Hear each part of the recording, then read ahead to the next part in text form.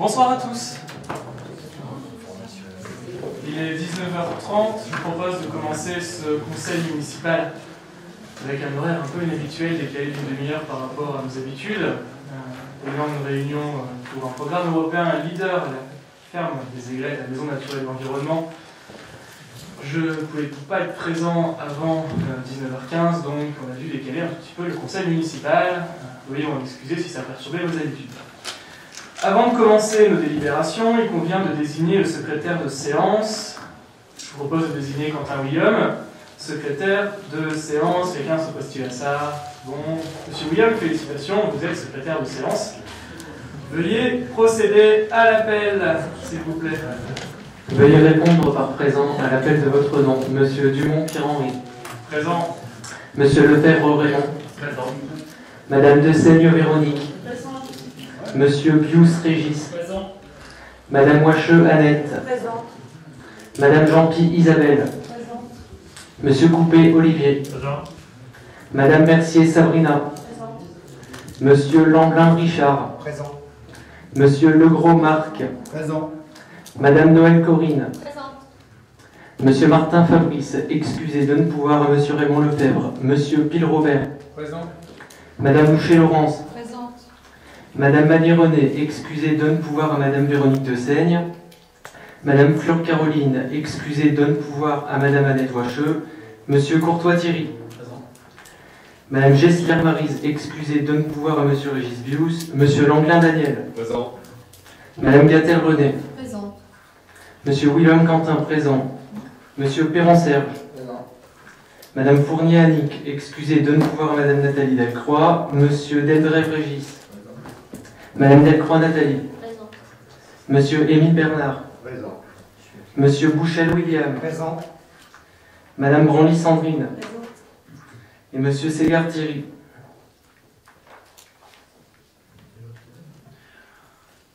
Pas toujours. Ok, bon, peut-être qu'il arrivera.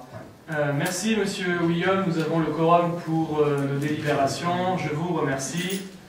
Nous pouvons donc passer au premier point, mais avant je souhaiterais, et je vous demande l'autorisation d'ajouter un point à l'ordre du jour, qui est une délibération que vous avez dû avoir sur table, qui concerne le chapitre 3, les finances, qui serait donc un 3.14, le programme finance est chargé ce soir, qui concerne une subvention exceptionnelle pour l'école des M de Marc. Donc on va voter pour savoir si vous acceptez ou pas de mettre ce point à l'ordre du jour. On discutera donc en 3.14. Y a-t-il des oppositions à l'ajout de ce point à l'ordre du jour? Des abstentions? Point ajouté à l'ordre du jour, je vous remercie. Je propose donc de passer au premier point de notre ordre du jour, qui est l'approbation du procès-verbal du dernier conseil municipal de la ville de Marc, la réunion du mardi 16 février 2014. Y a-t-il des remarques ou des questions par rapport à ce point? Pas de questions, pas de remarques. Je propose donc de le mettre au vote. Y a-t-il des personnes qui votent contre? Qui s'abstiennent? Je vous remercie. Alors, on m'a dit de dire qui votait contre pour les audios. Donc, le groupe de M. Perron a voté contre, le reste a voté pour. Voilà. Pour les enregistrements, hein, c'est pas... Alors, point 2.1. Administration générale et une modification du règlement intérieur du conseil municipal. L'article L2121-16 du Code général des collectivités territoriales prévoit que seul le maire a la police de l'Assemblée. Afin de garantir la sérénité des débats au sein de notre conseil municipal, je vous propose de compléter l'article 25 du règlement intérieur du conseil municipal comme suit. Ouvrez les guillemets, lorsqu'un conseiller a été rappelé à l'ordre avec inscription au procès-verbal, le maire peut décider de lui interdire la parole pour le reste de la séance. Si l'intéressé persiste à troubler la séance, le maire peut décider de suspendre la séance et de l'expulser. Fermez les guillemets. Bien entendu, il est évident que personne ici ne désire arriver à une telle extrémité, et je suis convaincu que je n'aurai pas à user de l'expulsion d'un conseiller. Je vous demande donc d'adopter le règlement intérieur du conseil municipal ainsi modifié. Y a-t-il des questions ou des remarques sur ce point? Monsieur le conseiller général. Oui, monsieur le maire, vous nous proposez une nouvelle fois de modifier le règlement intérieur du conseil municipal. Vous venez de dire que compléter l'article 25 Lorsqu'un conseiller municipal intervient lors de l'inscription au procès verbal, le maire peut décider de lui interdire la parole pour le reste de la séance. Je vous indique que cette proposition est tout à fait illégale. Un maire donne la parole à un élu qui le demande dans le cadre de la discussion sur les projets de délibération. Le maire peut mettre fin à la discussion s'il juge que l'ensemble des élus ont pu s'exprimer complètement sur la délibération. Il peut également retirer la parole à un élu s'il est hors sujet, mais il ne peut pas empêcher un élu présent de donner son avis sur un projet de délibération. Vous avez, monsieur le maire, une singulière façon de faire vivre la démocratie dans un conseil municipal. Donc pour cela, nous refuserons de voter pour cette modification du règlement qui est illégale. Très bien, merci monsieur le conseiller général. Si vous la jugez illégale, je vous propose donc de poser un recours pour l'excès de pouvoir et on verra qui a raison. Non, non, mais... Ceci étant dit, je vous propose donc de passer au vote. S'il n'y a pas d'autres commentaires, pas de remarques, passons au vote. Qui vote contre? Donc vous ne participez pas au vote, c'est ça? D'accord. Donc le groupe de monsieur Perron ne participe pas au vote. Y a-t-il des personnes qui votent contre cette délibération, qui s'abstiennent? Unanimité, je vous remercie. Passons au prochain point. Le 2.2 est un projet Ludo-Mobile, demande de subvention auprès de la Caisse d'allocation familiale. Suite au diagnostic petite enfance de décembre 2014, donc on avait fait un diagnostic et un questionnaire, 78 familles sur 231 interrogées ont demandé la création d'ateliers partagés, parents-enfants, et 31 une extension des horaires de la ludothèque. 2 quartiers sont repérés comme isolés suite à des difficultés sociales ou des difficultés d'éloignement, le quartier Schweitzer et le hameau DM. Les questionnaires rendus par les familles de ces 2 quartiers révèlent une méconnaissance du service. Il nous paraît important de faire connaître ce service et de se rapprocher des familles. La ludothèque, afin de permettre aux familles issues des quartiers des hautes communes et des M de tisser des liens et d'avoir un lieu de rencontre d'échange avec leurs enfants, interviendrait à raison d'1 fois par semaine sur chaque site en période scolaire. Les animations seraient organisées comme suit. Le mardi soir de 17h à 19h à la maison des Islandais DM et le vendredi soir de 17h à 19h à la maison de quartier Pierre Boulet, rue Schweitzer. Le coût total de cette action est estimé à 6 275 €. À cela, il conviendra d'y déduire la participation de la Caisse d'allocation familiale à hauteur de 80%. Cette action rentre pleinement dans le cadre des fonds publics et territoires mis en place par la Caisse nationale d'allocation familiale. Je vous propose de solliciter la participation financière de la CNAF pour le financement de cette action. Y a-t-il des questions ou des remarques sur ce point? Je vous remercie. Je propose donc de passer au vote. Qui vote contre? Qui s'abstient? Unanimité. Je vous remercie. Monsieur le maire, si vous me permettez. Oui, monsieur. Un tout petit détail, c'est pas Pierre Boulet, c'est Patrick Boulet. Premier adjoint du... Oui, c'est ma langue qui a fourché, je suis désolé. C'est marqué Pierre Boulet sur les délibérations. D'accord, ok. Bon. Ok, je le mettra au service. Merci pour cette rectification, monsieur Emile, vous avez parfaitement raison d'honorer la mémoire des adjoints qui sont disparus et nous partageons le même idéal. On a pu voir par exemple quand on a donné le nom de la nouvelle salle Hubert-Seban, enfin l'ancienne salle qu'on a nommée Hubert-Seban. Nous avons donc la même opinion. Passons au point 3, les finances et le compte administratif 2014. Approbation de 3 points. Avant de donner la parole à monsieur Lefebvre, qui va vous faire une présentation du compte administratif 2014, je voudrais simplement rappeler les résultats de ce compte administratif. Excédent de fonctionnement, 1 956 593,40 €. Excédent d'investissement, 201 775,46 €, excusez-moi. L'excédent global fin 2014 est donc de 2 158 368,86 €. En outre, en 2014, nous avons diminué le taux de taxe d'habitation de 2% et diminué l'endettement de la commune de 400 000 €. Je vous précise que l'article L212114 du Code général des collectivités territoriales pose le principe selon lequel, dans la séance où le compte administratif du maire est débattu, le conseil municipal élit un président de la séance autre que le maire avant le vote du document. Le maire peut assister à la discussion, mais doit quitter la salle au moment du vote. Je vous propose donc d'élire M. Raymond Lefebvre, président de la séance, pour cette question. Qui vote contre la nomination de M. Lefebvre, président de la séance pour cette délibération? Qui s'abstient? Je vous remercie, M. Lefebvre, vous êtes donc président pour cette question. S'agissant du vote du compte administratif 2014, M. Perron, maire du moins de partie de l'année, devra également quitter la salle avant le vote, ainsi que moi-même. Je demande donc à M. Lefebvre-Raymond de nous présenter le compte administratif. Merci, Monsieur le maire. Le compte administratif est un outil de transparence. Il rapproche les prévisions inscrites au budget des réalisations effectives en termes de recettes et de dépenses. Il présente les résultats comptables de l'exercice. Il est le compte-rendu financier de leur donateur, c'est-à-dire le maire. Le compte administratif 2014 présente en section de fonctionnement un résultat positif de 1 956 593 et 40 centimes euros et en investissement un résultat positif de 201 775 000,46 euros. Le résultat global est donc excédentaire de 2 158 368,86 euros. Pour information, les restes à réaliser de la section d'investissement 2014, qui seront repris dans le budget 2015, s'élèvent à, en dépenses, 256 116 et en recettes, 361 549 euros. Le résultat comptable de l'année 2014 est donc de 2 263 801,86 euros. À l'examen des comptes 2014, les observations suivantes peuvent être faites.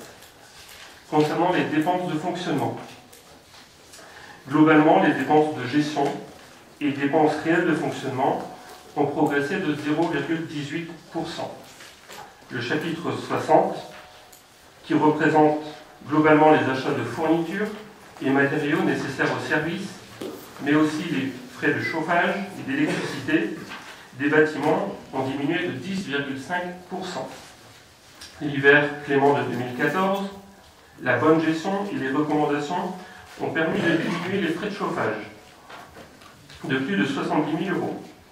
Les achats de fournitures, matériels et petits équipements pour les services municipaux ont eux aussi diminué de 26%. Plusieurs raisons: la fin des travaux de rénovation de la ferme des aigrettes, mais aussi la généralisation des procédures de mise en concurrence lors des achats, qui a permis de faire des économies conséquentes. Le chapitre 61, qui représente les prestations sous-traitées, ont progressé de 9,46%. La location d'un deuxième camion de collecte des déchets ménagers sur une année complète entraîne une hausse de 40 000 euros au compte 61,35. La forte hausse de l'article 617 est due au lancement début 2014 d'une étude urbaine sur l'aménagement des cœurs d'îlots. Les frais personnels, qui représentent, vous le savez, 54% du total des dépenses de fonctionnement, ont progressé de 2,94%, essentiellement dû à une augmentation des cotisations retraite. Le chapitre 65, quant à lui, diminue de 5,82%. La diminution du nombre d'adjoints a permis à la commune de faire une économie de 12 000 euros.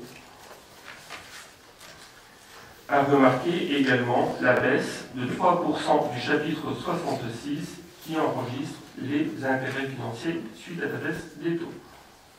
À l'article 739, les pénalités relatives à notre déficit de logements sociaux nous ont coûté 34 000 euros. Les articles 675 et 676 enregistrent la sortie de l'actif des biens cédés, en l'occurrence les terrains pour la vie active et l'opération immobilière PM3C, avenue François Mitterrand. Ces écritures s'équilibrent par des recettes du même montant aux articles 775 et 776. Concernant les recettes de fonctionnement, globalement, les recettes réelles de l'exercice ont augmenté de 6,79%. Si on prend le total des recettes de fonctionnement, elles progressent même de 11%. Le chapitre 70, qui enregistre les produits, les redevances et les participations liées à l'activité des services, progresse, lui, de 1,96%. Le chapitre 73, fiscalité directe et indirecte, enregistre une hausse de 3,69%. En fiscalité directe, malgré la baisse du taux communal de la taxe d'habitation, le produit augmente de 2,7%, article 73.11, grâce au dynamisme des bases.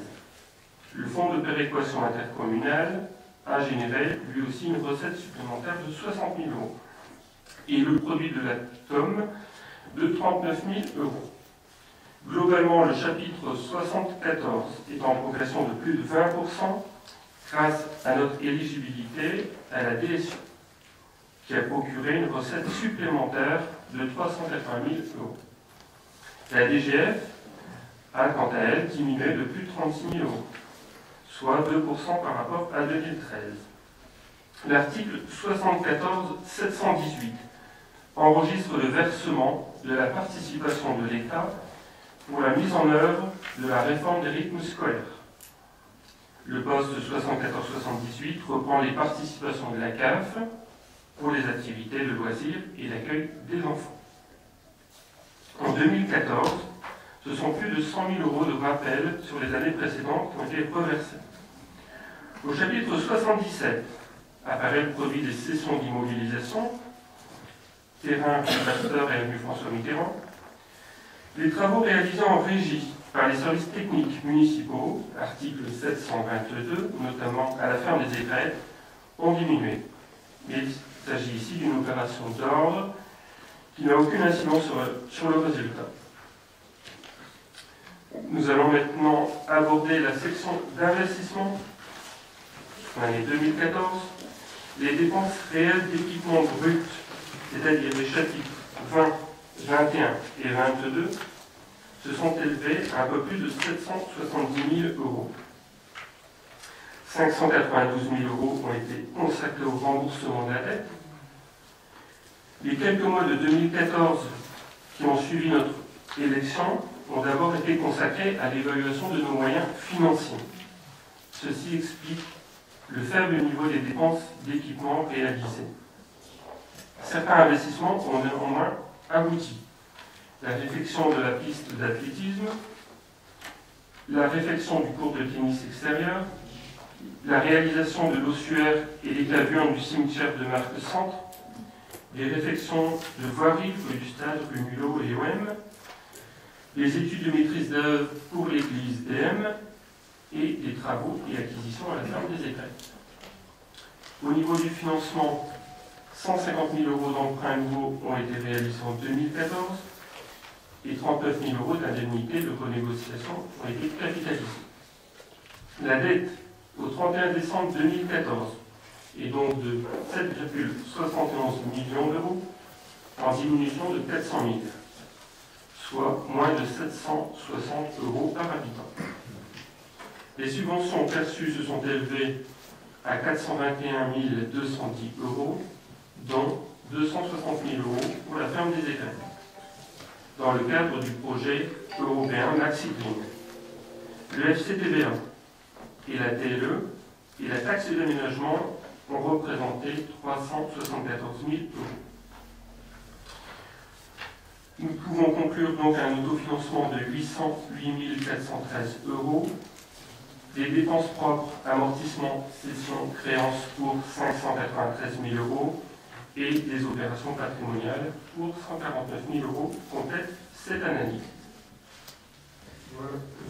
Bon, ouais.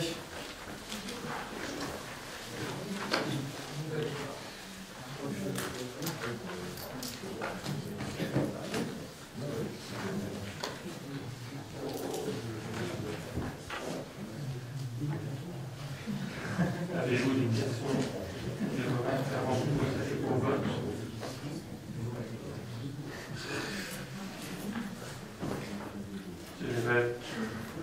Oui, merci, M. Lefebvre. Donc nous avons comparé les budgets 2013 et 2014 et on a constaté, premièrement, une augmentation de la section de fonctionnement en dépenses totales de 3,50%. Deuxièmement, en recette, une augmentation de plus de 1 million d'euros, soit 10% environ, plus 10%. et notamment plus 840 000 € environ en chapitre 73 concernant les taxes et 74 les subventions et dotations. Et ce, malgré une baisse annuelle de 5 à 9 € de taxes locales selon le foyer fiscal, ce qui fait quelques centimes par jour, entre 1,5 et 3 centimes par jour. Malgré ces bonnes nouvelles concernant les recettes, le bilan de votre investissement est des plus ordinaires. Taux de réalisation 37%, le plus bas depuis plus de 10 ans. Taux qui confirme malheureusement nos craintes émises lors de la présentation du PT 2014, en avril dernier. Donc nous confirmons notre vote qui concernait ce BP et n'approuvons pas ce compte administratif 2014. Et comme je voulais préciser, M. Dendrem, l'année 2014 était une année de transition pour nous. C'est pour cette raison qu'on a préféré évaluer nos moyens financiers.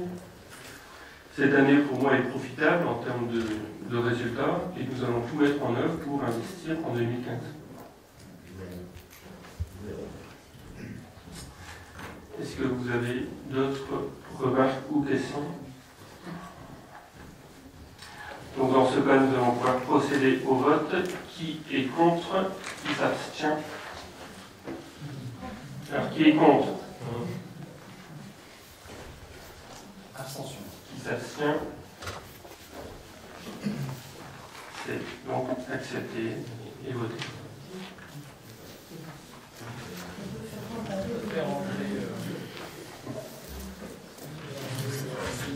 Monsieur Vert, M. Perron.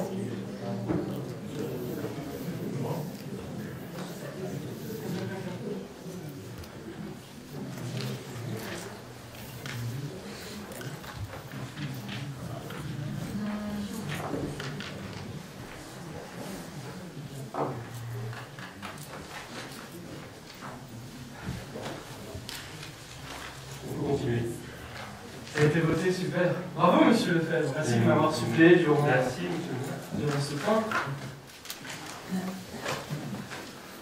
On s'est pas battu, je suis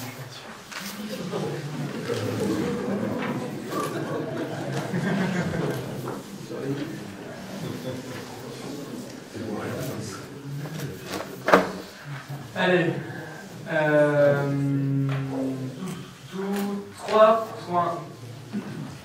s'il vous plaît. Compte de gestion 2014 et l'approbation.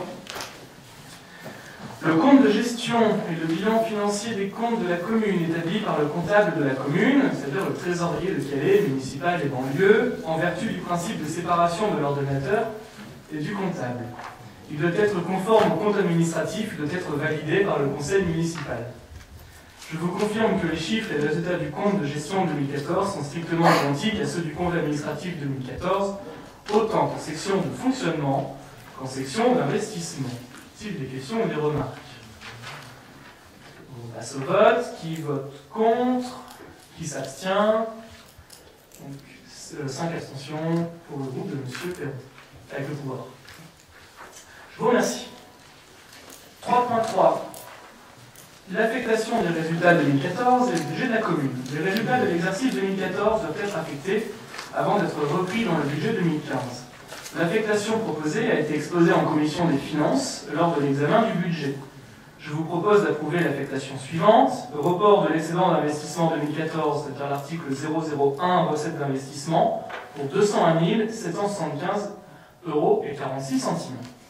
L'autofinancement des investissements à l'article 1068 recettes d'investissement pour 1 656 593 € et 40 centimes et le report du solde en section de fonctionnement, l'article 002 recettes de fonctionnement pour 300 000 €. Y a-t-il des questions ou des remarques?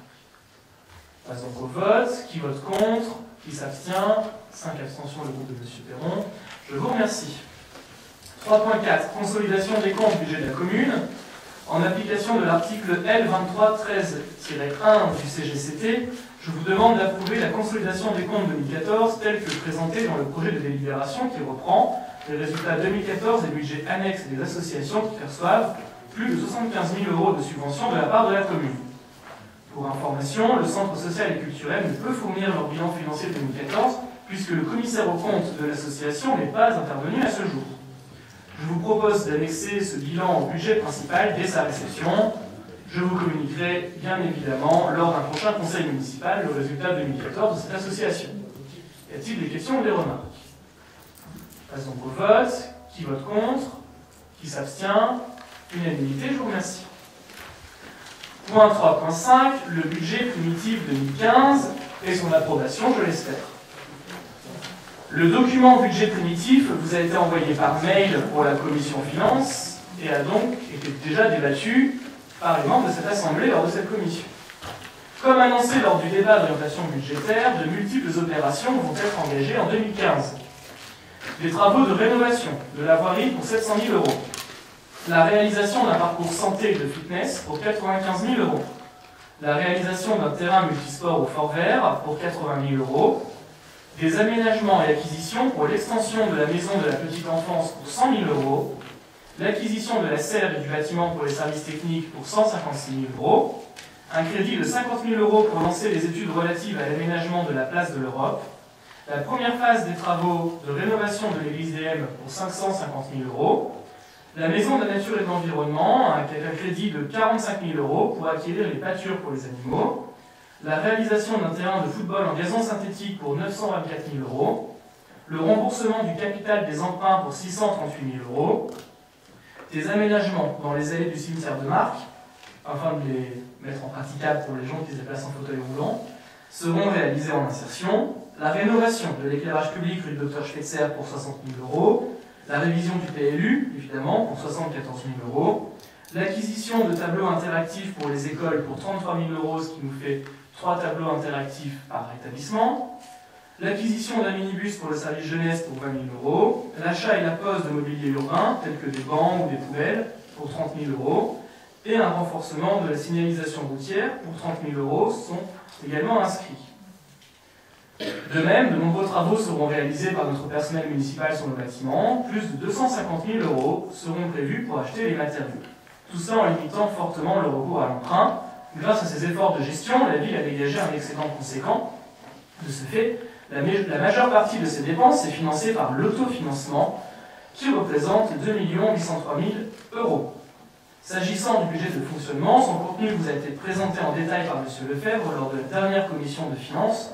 Je ne reviendrai donc pas sur ce point. Y a-t-il des questions ou des remarques sur ce budget primitif 2015? Alors, M. Ledrel avait levé la main en premier et après M. Boucher. M. Ledrel. Merci, M. le maire. Lors de la commission de finances, comme vous l'avez signalé, M. le maire adjoint, M. Lefebvre, vous nous avez présenté le BP 2015, reprenant des dépenses de fonctionnement en augmentation, je reprends vos chiffres, de 4,1, c'est les dépenses totales, et des recettes en augmentation de 5,34%, qui viennent s'ajouter, rappelons-le, aux 10% d'augmentation de 2014. Nous avons fait un constat en regardant le document des dépenses totales de fonctionnement. En compte administratif 2013, les dépenses étaient à 8 400 000 et sur le BP 2015, les dépenses de fonctionnement sont à 10 614 000. Vous présentez à nouveau un plan d'investissement assez frileux et selon vos déclarations qui coûte peu de fonctionnement. Vous semblez oublier que l'investissement maîtrisé, j'appuie bien sur le mot, prépare l'avenir de la commune et doit améliorer le quotidien de ses habitants. Votre absence de dynamisme et de volontarisme ne favorise pas le travail, ne favorise donc pas l'emploi. Ce n'est pas en minimisant l'investissement que l'on gère le mieux sa commune. Et les chiffres concernant les recettes contredisent vos déclarations concernant la baisse de dotation de l'État. Pour 2015, ce sera sensiblement équivalent à 2014, environ plus 6 000 €. Merci, M. le maire. Merci, M. Delvert. M. Boucher, vous voulez la parole. Monsieur le maire, pour la deuxième année consécutive, notre groupe apolitique d'intérêt communal souligne l'effort en matière fiscale voulu par la majorité, à savoir la diminution du taux de la taxe d'habitation fixé à 19,98% pour l'exercice 2015 au lieu de 25,50% en 2014. Aussi, en période de crise économique, on ne peut pas voter contre un budget qui propose de donner un peu plus de pouvoir d'achat aux Marcoises et aux Marcois. À condition, monsieur le maire, de ne pas voter, comme vous l'avez fait l'année dernière, une augmentation de la pression fiscale des ménages du Calaisis avec vos partenaires de l'agglomération, afin de respecter les accords de gouvernance qui vous lient avec Cap Calaisis, et peut-être aussi pour ne pas déplaire vos amis du BNP, bien embarrassés avec les problèmes financiers rencontrés par l'agglomération. Nous ne votons pas non plus ce budget, même si nous ne voyons pas de divergence ou de grands points de désaccord quant à sa présentation, excepté que nous émettons quelques réserves quant au projet d'un terrain de football en synthétique d'un montant de 900 000 €, même si en face, on pourrait obtenir quelques milliers d'euros de subventions. On se pose quelques questions à savoir, quelle sera la durée de vie de cet investissement et de son bon vieillissement, et de surcroît, pour un terrain qui ne sera pas surveillé et qui pourrait se dégrader rapidement avec les conditions climatiques de notre région. Nous sommes bien entendu favorables à la mise en place d'aires de jeu à destination des jeunes Marcois, sachant que bon d'entre eux préfèrent jouer au football en toute liberté, ne pas être encadrés par des moniteurs sportifs diplômés, ou n'ont pas les moyens de se payer une licence. Alors pourquoi ne pas mettre à leur disposition un terrain de football gazonné, entretenu régulièrement par les services techniques de la ville? On pourrait ainsi diminuer le coût de cet investissement et répercuter cette économie non négligeable sur un autre poste budgétaire. Pour ce budget 2015, vous l'aurez compris, nous serons attentifs et attentistes. Nous souhaiterions voir effectuer des travaux qui répondent à un besoin de sécurité pour l'ensemble des Marcoises et des Marcois, notamment la réfection des trottoirs ou de chaussées en fixant des priorités après un diagnostic effectué par les services techniques, la réfection de peinture des marquages au sol sur l'avenue pour renforcer la sécurité routière, notamment au niveau de la piste cyclable et des passages pour piétons. La mise en évidence également par un éclairage public de certains passages pour piétons dangereux. Le renforcement de l'éclairage public à certains endroits stratégiques de la commune. Et l'amélioration de l'environnement et du cadre de vie par l'implantation de nouveaux massifs fleuris. Enfin, nous serions vigilants quant à la remise à plat du régime indemnitaire concernant le personnel communal afin de gommer les inégalités salariales existantes. Merci, monsieur le maire. Monsieur le maire. Monsieur Émile. Merci, monsieur le maire. La feuille ne va pas être assez grande pour tout voter. Lors de l'examen du projet de budget primitif 2015 par la Commission des finances mardi 10 mars dernier, à ma question concernant les diverses subventions de l'État, du Conseil régional, du Conseil encore général, bientôt Assemblée départementale, qui figurent en recettes dans diverses opérations programmées, question qui demandait si cela pouvait être considéré comme acquis, M. Lefebvre m'a répondu qu'il s'agissait pour l'instant simplement de demandes de subventions. C'est bien ça, M. Lefebvre. Je vais donc préciser mon questionnement. Je ne doute pas que des contacts ont pu être pris avec les responsables de ces divers organismes et que ceux-ci ont peut-être précisé si on pouvait espoir garder. Peut-être aussi que vous avez approché le CAUE du Conseil général et qu'il vous a été précisé que la faisabilité des programmes de travaux envisagés sous la forme projetée et que cela correspondait peut-être aux intentions d'aide et au financement de l'Assemblée départementale. Enfin, et pour en terminer, que se passerait-il si les subventions espérées ne sont pas au rendez-vous? Merci d'avance pour votre réponse. Merci, monsieur Émile. On fait comme vous voulez. Soit je commence déjà à répondre, soit j'oublie les choses, après je vous donne la parole. Ça vous va si on fait comme ça, et après, ce sera plus simple. Alors, je vais essayer de reprendre plus ou moins dans l'ordre, en essayant de l'attribuer à son auteur sa question. Sur le terrain synthétique, monsieur Bouchel, Pour répondre à la question du climat, sur notre territoire, du Calaisis, les terrains synthétiques, justement, tiennent mieux que des terrains engazonnés. C'est d'ailleurs pour ça qu'on prend des clubs professionnels de football, Lorient par exemple, qui a un climat plus ou moins comparable au nôtre, on peut le dire. Son terrain principal de club de Ligue 1 est passé en synthétique. Évidemment, on ne fera pas un terrain de Ligue 1. Pour concernant le prix, on a mis 987 000 €. Voilà. A priori, ça ne coûtera pas ce prix-là, mais c'est la fourchette la plus haute possible pour pas qu'il y ait mauvaise surprise.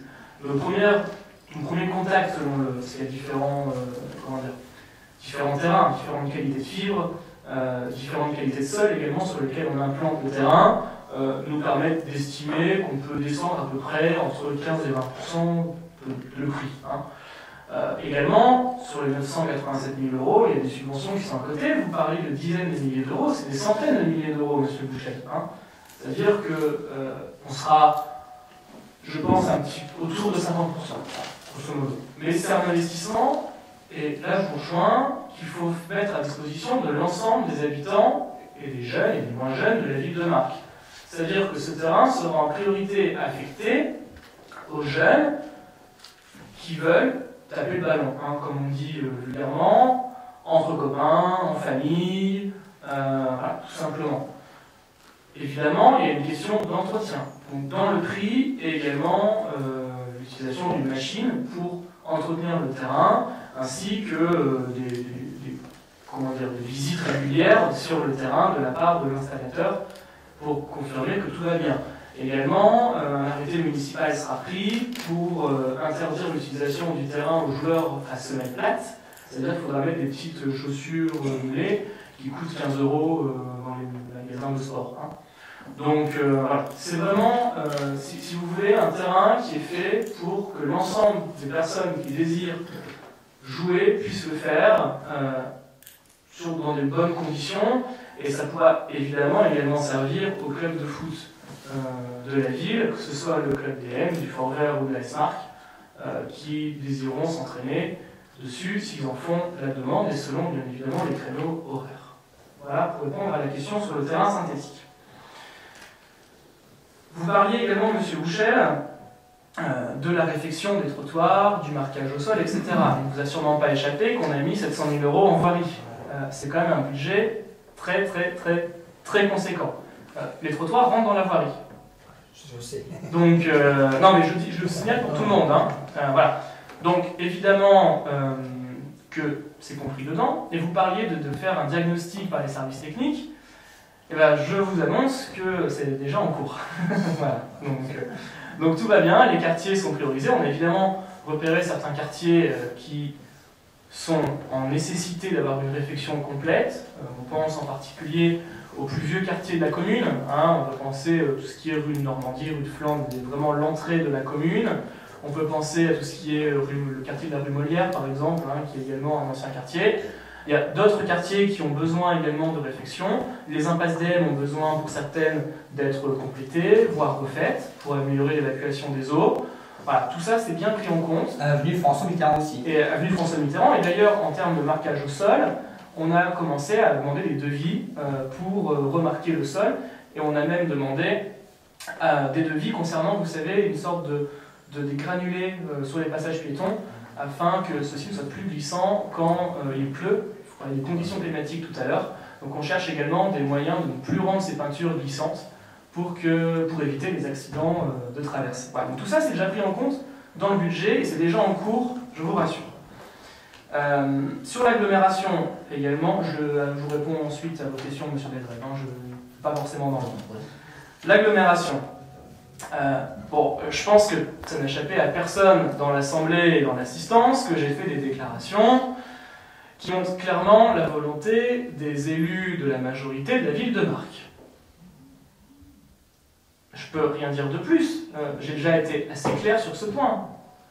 C'est-à-dire qu'on ne votera aucun budget où il y aura une hausse de la fiscalité sur les ménages à l'agglomération pour le budget 2015. Voilà, je ne peux pas être plus clair. Bon. Est-ce que j'ai répondu à vos questions, monsieur Boucher? Oui, c'est bon. C'est bon. Il y a l'éclairage aussi, l'éclairage, public à certains endroits ouais, stratégiques, ça faut le faire. Bon, vous avez vu qu'on a commencé à faire un budgétisé pour Schweitzer. Pour l'éclairage des passages piétons, on a vu l'idée également sur l'éclairage des passages piétons, mais c'est avéré que ça coûtait extrêmement cher. Enfin, c'est en plusieurs dizaines de milliers d'euros par passage piéton, rien qu'en coût d'investissement. Donc c'est une mesure qui malheureusement ne rentre pas dans le cadre de nos finances. Par contre, on va améliorer la signalisation de ces passages. On a également cherché au niveau des petites LED, vous savez, qu'on peut avoir devant les passages piétons, mais c'est avéré qu'en termes de durée de vie, de qualité, on n'est pas encore au maximum.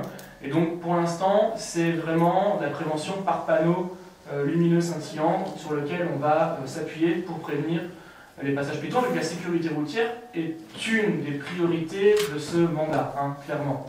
Étant une ville traversante et traversée, il faut faire très attention à cela. Voilà. Alors, pour répondre aux questions de Monsieur Delray. Non, il y a une bonne question. Monsieur Perron, c'était Monsieur Émile.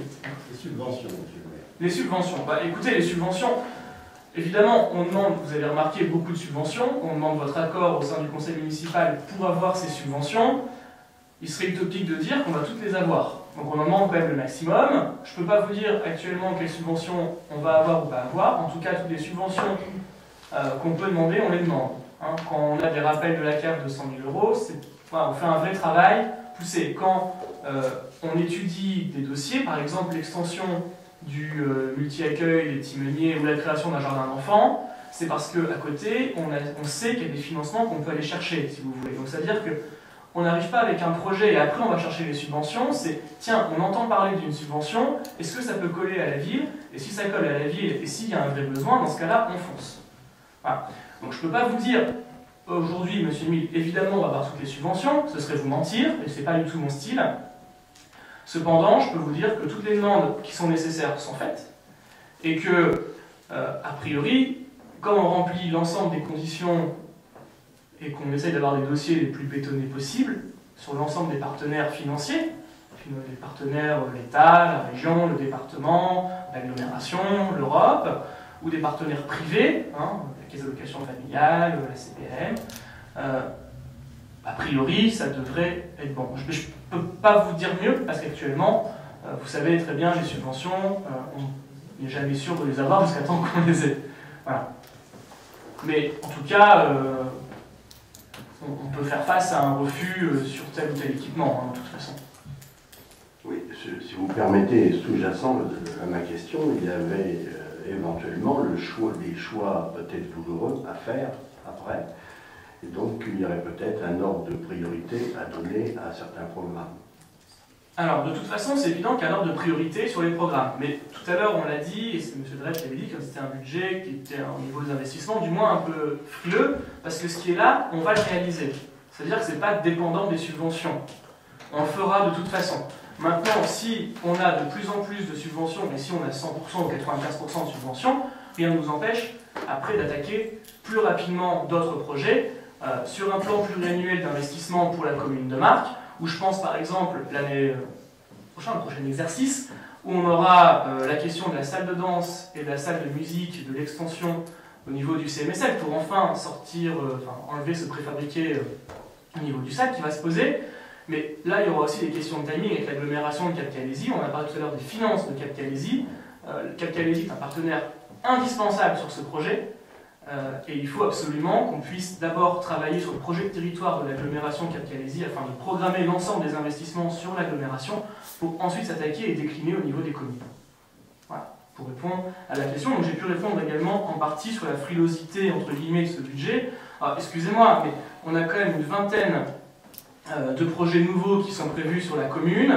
Ce sont des projets qui sont importants, qui pour certains sont demandés depuis de très nombreuses années, sur lesquels on met un coup d'accélérateur. Nous, on ne fait pas d'affichage. Notre but, c'est vraiment de dire ce qu'on dit, on le fait. Et on ne sera jamais dans une position de dire on va faire quelque chose, on va faire plein de trucs, on va le financer comme ça, et au final ne pas le faire. Parce qu'il y a pire que ne rien faire, ou faire peu, il y a dire qu'on va faire et ne pas faire. Et moi, ce que je veux, c'est dire ce qu'on fait et faire ce qu'on dit. Voilà. C'est aussi simple que ça, c'est comme ça que j'envisage la politique. Et donc l'ensemble des équipements et des projets d'investissement que vous avez ici sera réalisé ou presque. Voilà. On verra avec le compte administratif 2015 l'année prochaine. Rendez-vous l'année prochaine, monsieur Ledret. Voilà. En tout cas, vous savez notre orientation sur ce point. Monsieur Perron. Oui, d'autant plus que la réalisation cette année, on l'a dit tout à l'heure, c'est 36% de réalisation sur un budget d'investissement qui n'était pas énorme, donc ça faisait très peu. Année électorale, comme toutes les années électorales, monsieur le conseiller général, vous êtes bien placé pour ça. La prochaine année, d'autant plus que, enfin, je ne sais pas si ça va démarrer en septembre, vous l'avez dit, avec les SDM, c'est un gros investissement des SDM, et si vous démarrez en septembre, vous n'avez pas dépensé beaucoup d'argent cette année. Donc, vous voyez, c'est tous des reports qu'on fait. Non, mais en septembre, si vous voulez, c'est sur 3 ans. On en reparle d'ailleurs tout à l'heure. Hein, mais cette année, il me semble, 500 000 euros, plus de 500 000 euros qu'on met sur les SDM. Il y a toutes les études, il y a la préparation, il faut financer l'achat des matériels, etc., etc. Donc, ce sera fait. Voilà, ne vous inquiétez pas. C'est les timings et, disons, l'argent qui nous a été conseillé de mettre par l'architecte qui elle-même détermine la date de départ de chantier. Donc, a priori, on est quand même plus ou moins dans le vrai. Je voulais aussi parler du terrain synthétique. Nous ne sommes pas contre un terrain synthétique, mais un terrain synthétique ouvre de ce coût-là, quand même, c'est un coût important, même si ça sera moins d'1 million d'euros. Ouvert à tout le monde, on se pose des questions, parce que j'ai cru savoir qu'à Calais, ils avaient fait la même chose, au Stade du Souvenir, ils avaient ouvert à tout le monde le terrain synthétique. Ils ont vite arrêté ça, parce qu'il y avait trop de dégâts, il y avait trop de terrain très sale, tout ça, très compliqué à gérer. Donc je pense que c'est un gros investissement, on n'est pas contre, hein, mais dans l'enceinte du stade, ça serait beaucoup mieux quand même. Dans l'enceinte du stade, le problème, c'est que on a, si vous voulez, à Marc, un club de foot qui fonctionne bien, qui est en CFA2, mais qui est un peu possessif sur ses terrains. On va dire ça comme ça. Et ce qui manque à Marc, on l'a dit tout à l'heure, sont des aires de jeu pour que les gens qui ne sont pas licenciés puissent s'amuser et puissent jouer. Le terrain herbeux existe. Non, mais le terrain herbeux est de mauvaise qualité. Il faut être très clair sur ça. Il est quasiment injouable. Voilà. Il faut être très clair sur ça. Le terrain synthétique, ça se fait partout. Il y a des questions de choix de fibres qui seront faits. C'est-à-dire que, évidemment, si on choisit une fibre d'une mauvaise qualité, le terrain tiendra beaucoup moins que si on prend une fibre d'une bonne qualité. De la même façon, ce qu'on met à l'intérieur, c'est-à-dire si on veut partir dans une optique bio en mettant de la coco, ça tient moins bien que si on met des billes de pneus. Voilà.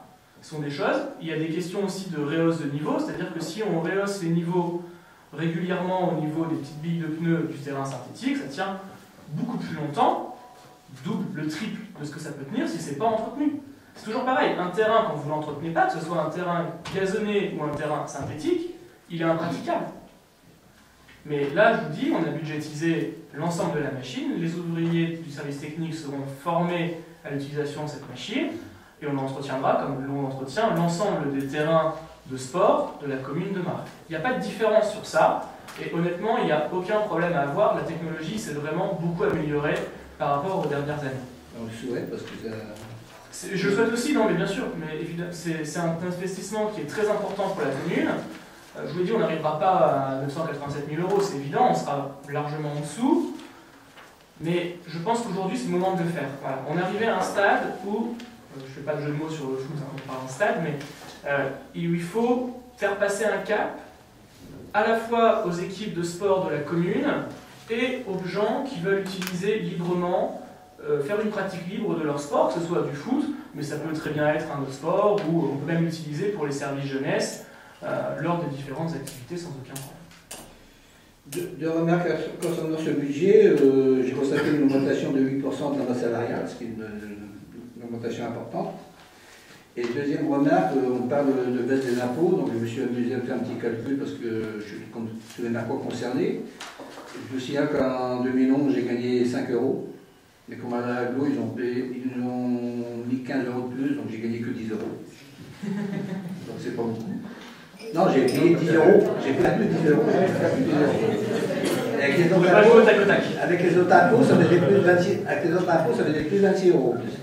Et en 2015, vous avez baissé le taux de 2,5% en augmentant les bases de 0,9 comme je crois que c'est prévu. Je vais faire un gain de 9 € par an. Vous voyez, avec ça, on va donner du pouvoir d'achat aux Marquois, 9 € par an. Ça fait 30 € par mois, je peux pas faire un tiercé tous les dimanches. Bon, écoutez, c'est très simple sur ça. La question, c'est, de toute façon, qu'est-ce qu'on fait?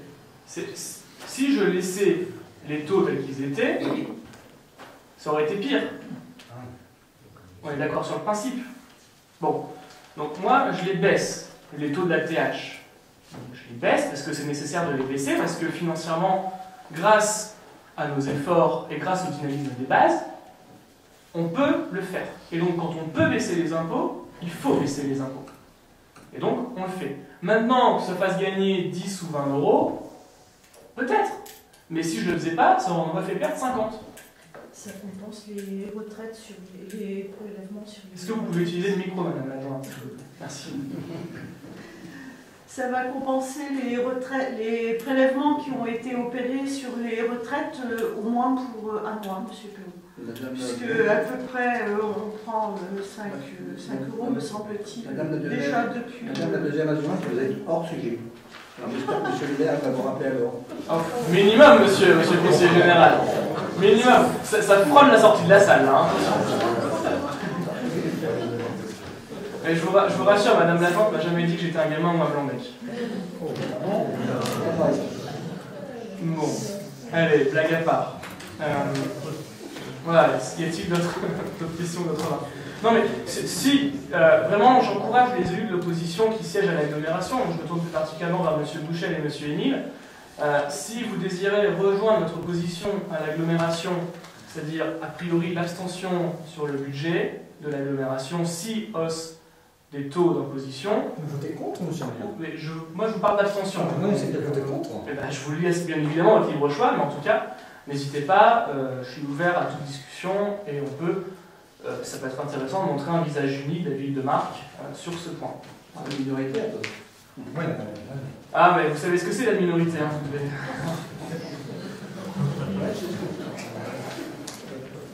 Allez. Oui, monsieur le Premier adjoint. Simplement une remarque sur les investissements. Nous, on n'est pas contre d'investir dans la mesure où la commune dégage un excédent, on va l'investir. On ne demande que ça, d'investir. Mais il faut avoir les moyens, tout en maîtrisant l'endettement. Cette année, en 2014, on dégage un excédent de 2,1 millions, on va investir 1,7 million dans l'investissement. Donc, si en 2015, on dégage toujours un investissement, on continuera d'investir.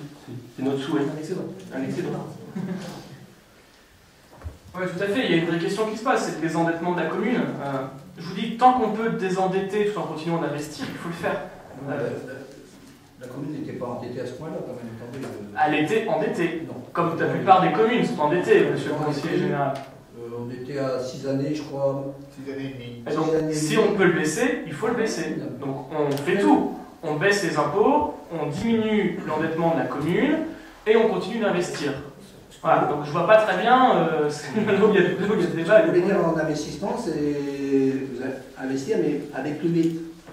Ne pas traîner, comme on a traîné ça en 2014, aller un peu plus vite, parce que vous savez que l'argent pas dépensé cette année, ben, l'argent ne... C'est pas perdu? Non, c'est pas perdu, mais les travaux, on va baisser pour ça, ils augmentent les travaux. Et en plus de ça, vous avez actuellement, même si vous ne faites pas beaucoup d'emprunts, actuellement les emprunts sont quand même intéressants à faire.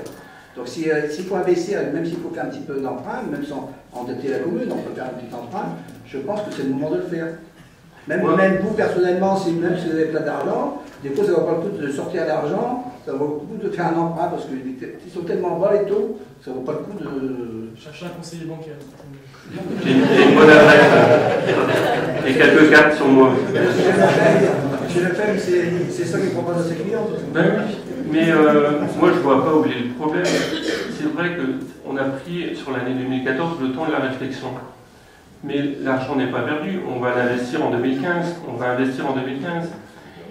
C'est vrai que les taux sont très bas, proches de zéro, hein, le Euribor 3 mois au jour le jour est quasiment proche de zéro.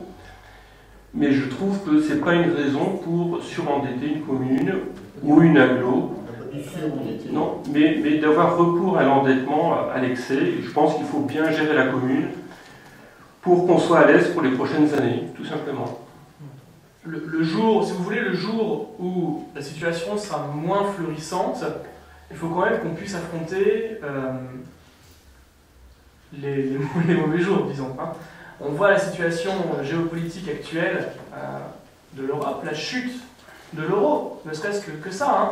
L'euro était, il y a encore 3 ans, à 1,68 $. Maintenant, il est à 1,05. Donc, si vous voulez, tout ce qu'on peut éviter comme stock de dette, on peut l'éviter. Ça n'empêche pas l'investissement. On a ouvert d'ailleurs une ligne de crédit parce que ces taux sont en effet faibles, qu'il est intéressant d'emprunter, mais on ne peut pas le faire trop. Voilà. C'est une gestion en bon père de famille, si vous voulez. Voilà. C'est une gestion qui permet d'investir, de ne pas engendrer trop de hausses de dépenses de fonctionnement, tout en continuant à pouvoir bien gérer un budget. Et ça me fait repenser à une question qui a été évoquée tout à l'heure. C'est la question des hausses des dépenses de personnel qui avait été évoquée. On a une vraie stratégie de professionnalisation de la mairie. C'est-à-dire qu'on s'est retrouvé dans une situation où la mairie était, par exemple, gravement en manque de cadre A. Voilà, c'est un fait, il y avait, il me semble, 3 cadres A sur l'ensemble du personnel communal. C'était pas assez pour encadrer une mairie de cette taille, de quasiment 150 employés municipaux, quasiment 11 000 habitants. Il faut faire une montée en gamme à ce niveau-là, et donc c'est pour ça que Monsieur Mullier, nouveau DGS, et Monsieur Bode, qui sera bientôt, suite au nouvel organigramme qu'on va vous présenter, en charge de l'ensemble des aspects financiers marchés, sont vraiment 2 entités très fortes en termes de cadre A et qui permettront d'avoir une vraie professionnalisation de cette mairie. De la même façon, il y a le recrutement qui est acté du nouveau directeur des services techniques qui sera, lui, présent et avec également ce grade afin de pouvoir encadrer l'ensemble des personnes et il vous sera présenté dès son arrivée dans la commune. Vous voyez, donc on fait une montée en gamme. De la même façon, au CCAS, il y a une embauche d'un travailleur social. Parce qu'on a identifié un clairement de travailleur social avec des problèmes de suivi au niveau des dossiers, quand on parle des dossiers de logement par exemple, ou des dossiers de maladie, il y avait un manque clair de suivi. Et ce qu'on veut, c'est apporter plus de services à la population et également aux employés municipaux qui peuvent en avoir besoin. Et donc, ce sont des besoins clairement identifiés que l'on comble, que ce soit des besoins en encadrement ou en accompagnement social ou en sécurité avec l'arrivée de la police municipale. Voilà. Pour vous répondre sur le point de la hausse des dépenses liées au salaire, évidemment, et on prend en compte la hausse naturelle des salaires et le recalcul de l'ensemble des charges. Voilà. Est-ce que ça répond à votre question? Merci. Je propose donc, s'il n'y a plus d'autres questions, de passer... Oui. Excusez-moi, Monsieur Lefebvre, j'aurais voulu connaître le montant exact de la subvention passée à plus de 10 000 habitants. Est-ce que vous avez ce montant, le montant exact de la subvention que vous bénéficiez parce que la commune de Marcq a dépassé les 10 000 habitants? C'est pas une subvention. C'est pas une subvention, hein. Oui, c'est une dotation. Il faut être précis dans les termes. Merci de me le rappeler, Monsieur le maire. Heureusement que vous êtes là. On a la DSU qui nous donne un delta de 380 000 €. C'est ce que je disais tout à l'heure. 393 000 €.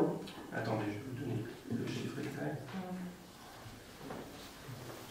La chance. Oui, c'est ça, 380 000 €. D'accord. Donc nous, en tant qu'élus majoritaires dans les années précédentes, nous avons géré une commune avec 10 500 habitants avec 393 000 € en moins. Donc je pense qu'elle a été très bien gérée puisque vous avez récupéré une commune à aujourd'hui, enfin depuis 2014, avec les investissements qu'aujourd'hui la municipalité majoritaire avait fait les précédentes années. Et aujourd'hui, vous avez une belle ville avec une subvention supplémentaire pour une commune de 10 500 habitants. Et on va tout faire pour que la ville soit de plus en plus belle. Eh bien, j'espère bien. Vous allez dans la continuité de ce que nous avons commencé. Il y a quand même des fortes ruptures, hein, que vous apercevez. C'est-à-dire, quand on parle de création de nouveaux services, donc meilleur encadrement, quand on fait des investissements qui sont demandés depuis de nombreuses années, il y a des ruptures qui sont claires. Par exemple, également des ruptures en termes de communication. Hein. Je pense que tout le monde a pu remarquer que auparavant, ce qui pouvait se faire de façon un peu cachée est aujourd'hui présenté. Quand on décide de faire vivre la démocratie, en faisant de la démocratie participative, quand on permet à tout le monde de pouvoir voir nos débats, et je m'en félicite, ce sont des choses qui vont dans le bon sens. Le but est de faire une ville ouverte, jeune, dynamique, à l'image de sa population. Et on ne va pas refaire les élections municipales, vous en conviendrez, vu que le verdict a été donné il y a un an. Mais je pense qu'au fur et à mesure, nous essayons d'atteindre nos objectifs. On avait un programme clair en 120 propositions. Sur ces 120 propositions, 60 sont réalisées ou seront dans les prochaines semaines. C'est le programme pour lequel les Marquois ont voté majoritairement. C'est des propositions en complète rupture ou partielle rupture avec ce que vous faisiez. Et a priori, on n'est plutôt pas mauvais dans ce qu'on fait, vu qu'on a un taux de réalisation de 50% en un an.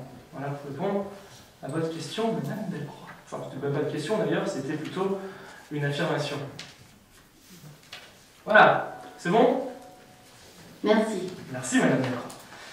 Je propose donc de passer au vote, s'il n'y a plus de questions ou de remarques sur ce point 3.5, le budget primitif 2015. Qui vote contre? Qui donc vote contre? Le groupe de M. Perron. Qui s'abstient? Groupe de M. Bouchel. Je vous remercie.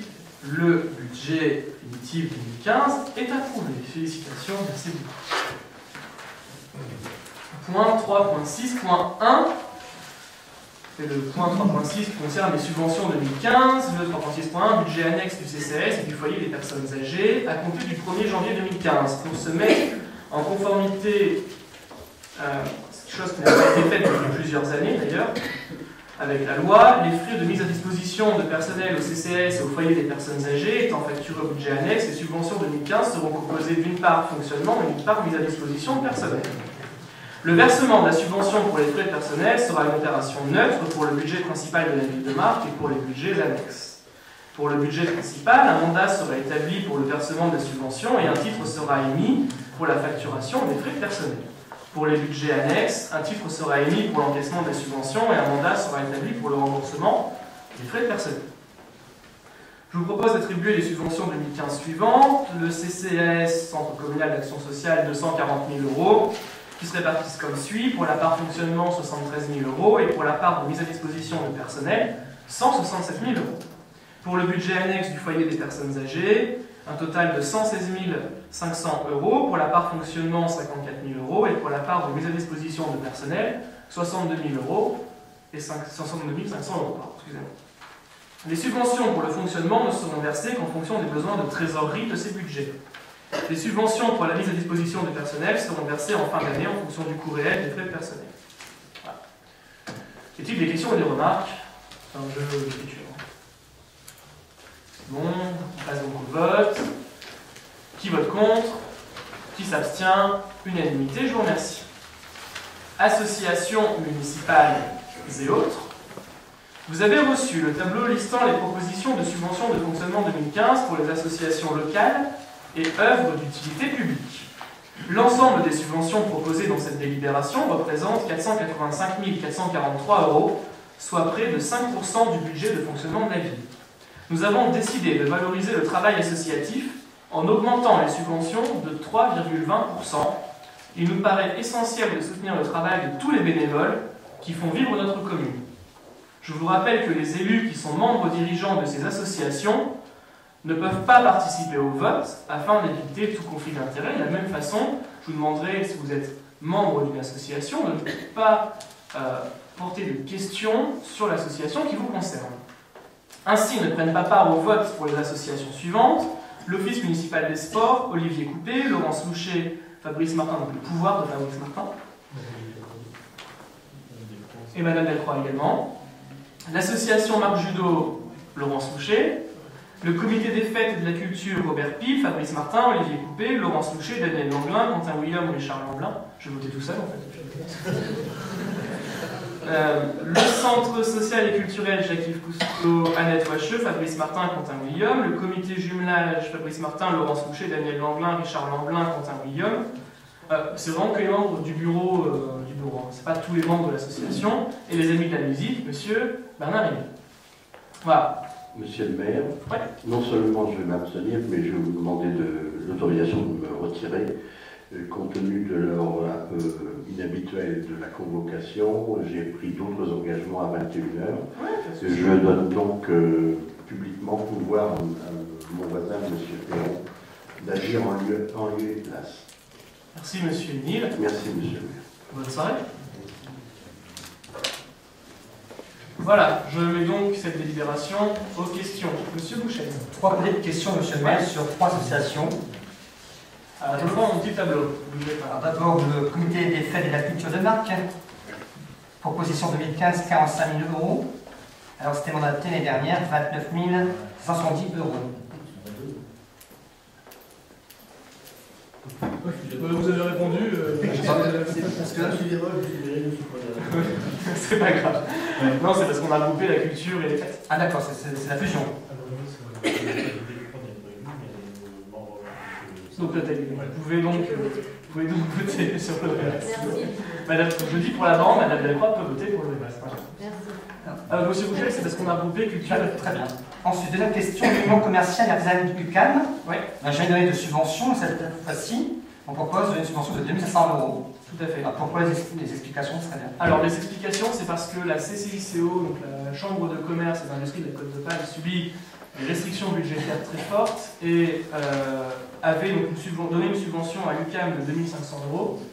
Et l'UCAM ne pouvait pas boucler son budget et faire les manifestations s'il n'y avait pas cette subvention. Donc, on s'est proposé de leur donner pour faire vivre le commerce et les animations dans la ville de Caen. Et ma troisième question, ça serait bien sûr l'amicale du personnel communal.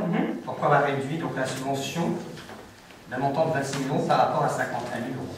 Alors, ce point est très simple. S'agissant de l'amicale du personnel, il y a eu une élection de la nouvelle assemblée, du nouveau bureau de l'amicale. Cependant, un recours a été engagé par certains agents contestants. Ces agents contestent la légalité d'élection du nouveau bureau de cette association. Et en tant que maire, j'ai été mis en copie.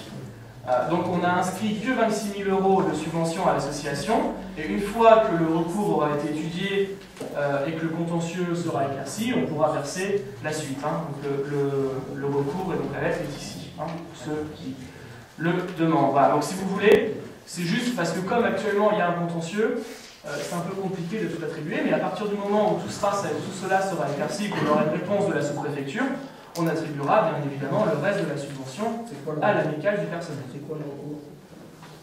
Écoutez, c'est une lettre qui a été posée concernant, je ne l'ai pas totalement lu, voilà, donc en fait il y a une convocation qui a été effectuée à l'Assemblée Générale de l'amicale du personnel par le bureau sortant, ce qui est totalement normal, et ensuite les statuts ont été modifiés entre la date de la convocation et le vote en Assemblée Générale, et donc ça pose une question de légalité. La question a été soumise au sous-préfet de mémoire, et donc on attend la réponse simplement pour savoir ce qu'il en est. Voilà. C'est une question qui existe, il y avait une question de mémoire concernant les pouvoirs qui auparavant étaient acceptés, qui là n'étaient plus acceptés, ainsi qu'une question de forme où l'ensemble des agents municipaux n'ont pas été conviés à cette Assemblée Générale, normalement on doit rassembler l'ensemble des agents municipaux, pour faire à peu près l'ensemble des griefs qui étaient énoncés dans cette lettre. Et donc en attendant des éclaircissements, on propose de mettre la moitié, et dès que ce sera validé, on mettra le reste. Donc ça compte. Oui, enfin, voilà. C'est 50%. 50% de la subvention. C'est ce qu'on fait d'habitude. Moi, je ne voudrais pas que les salariés narco et amicalistes soient pénalisés par... Non, de toute façon, c'est défaut de... J'ai d'ailleurs dit au président de l'association, je vais vous expliquer pourquoi du comment, ça, il n'y a pas de souci sur ça. Très bien. Voilà, y a-t-il d'autres questions, d'autres remarques? Oui, je vois aussi Marc Asselon qui passe de 400 euros à 2500 euros. Ça me paraît énorme. Non, c'est tout ça. Marc Asselon, avant, demandait toujours une subvention depuis des années avec une subvention exceptionnelle. Moi, exceptionnel, pour moi, ça veut dire exceptionnel. Ça ne veut pas dire tous les ans. C'était l'Office des sports qui donnait. Oui, mais c'était pas exceptionnel. L'Office des sports, c'est exceptionnel. Mais... Donc, pour répondre à la question, cette année, on a décidé que maintenant, on n'aurait plus ces 3 000 euros qu'il y avait tous les ans. En subvention exceptionnelle de l'OMS. c'est une question de transparence, si vous voulez. C'est-à-dire que plutôt donner une subvention et après rajouter une subvention derrière tous les ans qui était donc plus exceptionnelle, on décide de tout regrouper comme ça, c'est beaucoup plus clair pour tout le monde. C'est bon? C'est bon pour tout le monde? Au niveau de la majorité, c'est bon aussi? Parfait, je propose donc de mettre aux voix ce tableau de subvention communale. Qui vote contre? Qui s'abstient?